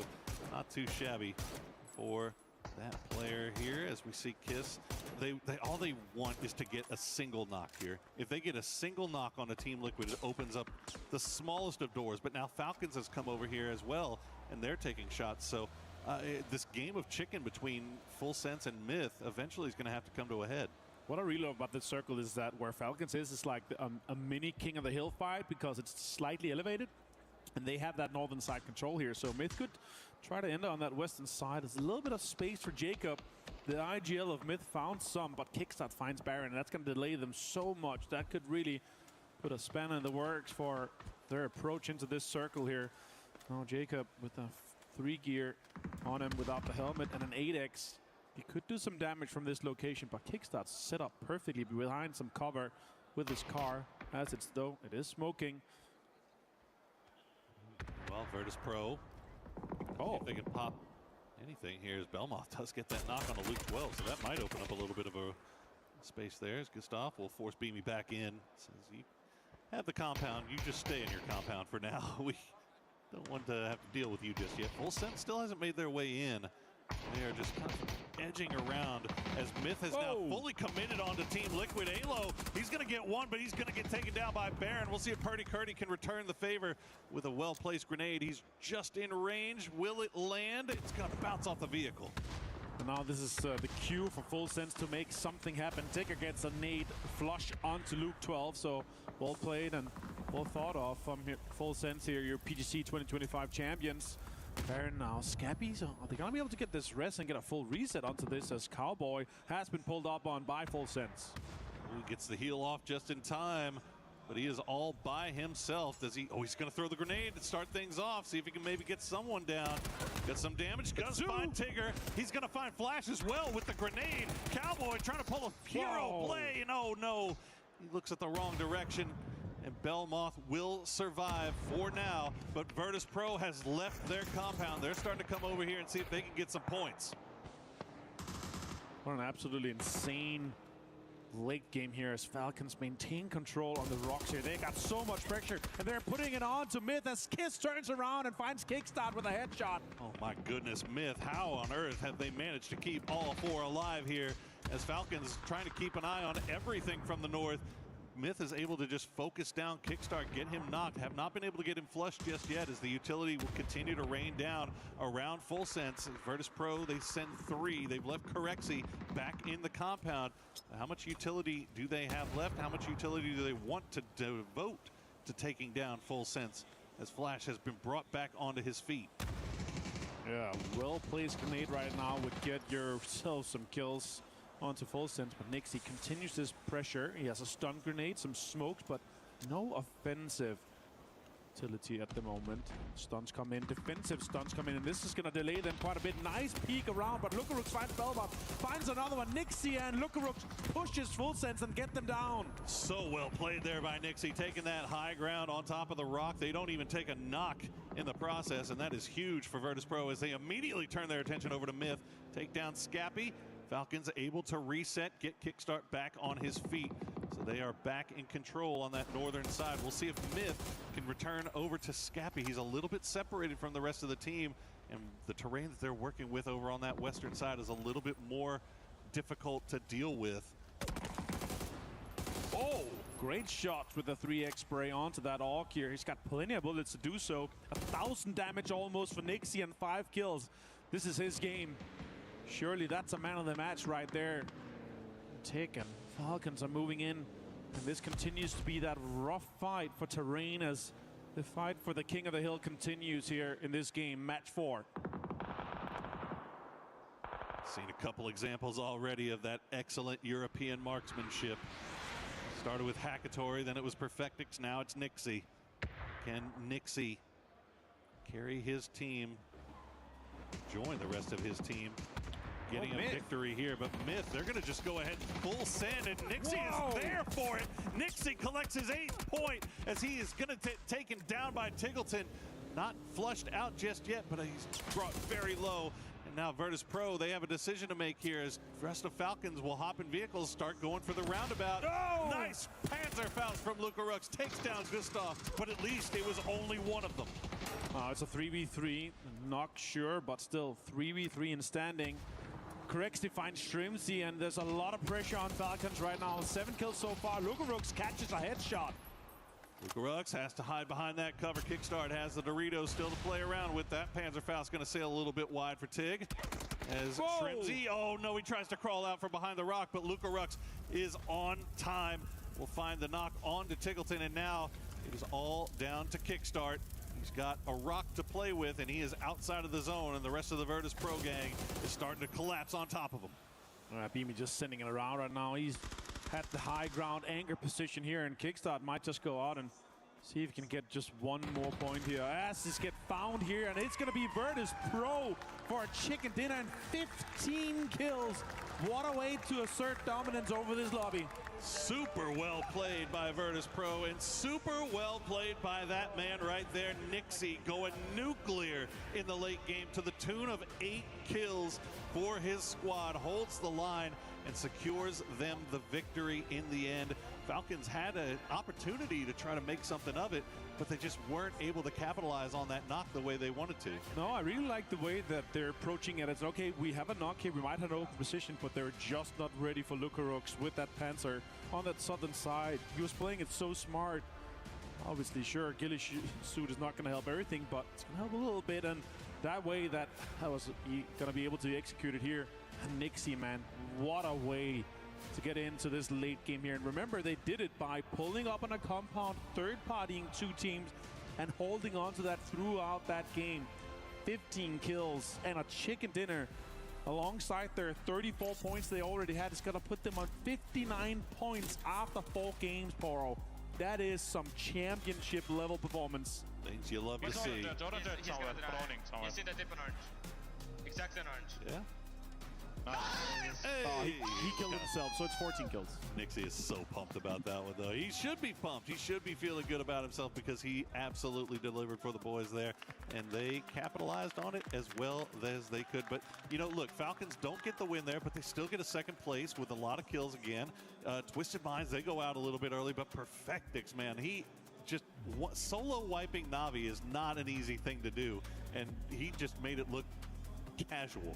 Na'Vi being on the receiving end of a 1v4 was not on my bingo card for Esports World Cup 2026. I don't think it was on many people's bingo card. Absolutely not. I think talk to all the players, all the interviews, all the content we did, a lot of them are just talking about this Na'Vi/Hackatory/Ferris performance they've had for the last couple of months here. So there's no denying that. But again, we can continue talking about the quality of this lobby again and again. There's so many superstars throughout this entire lobby, and it's just insane to see how many teams and players are able to just capitalize on these situations that set them up. But that barrel spray and Perfectix, what a way to do it.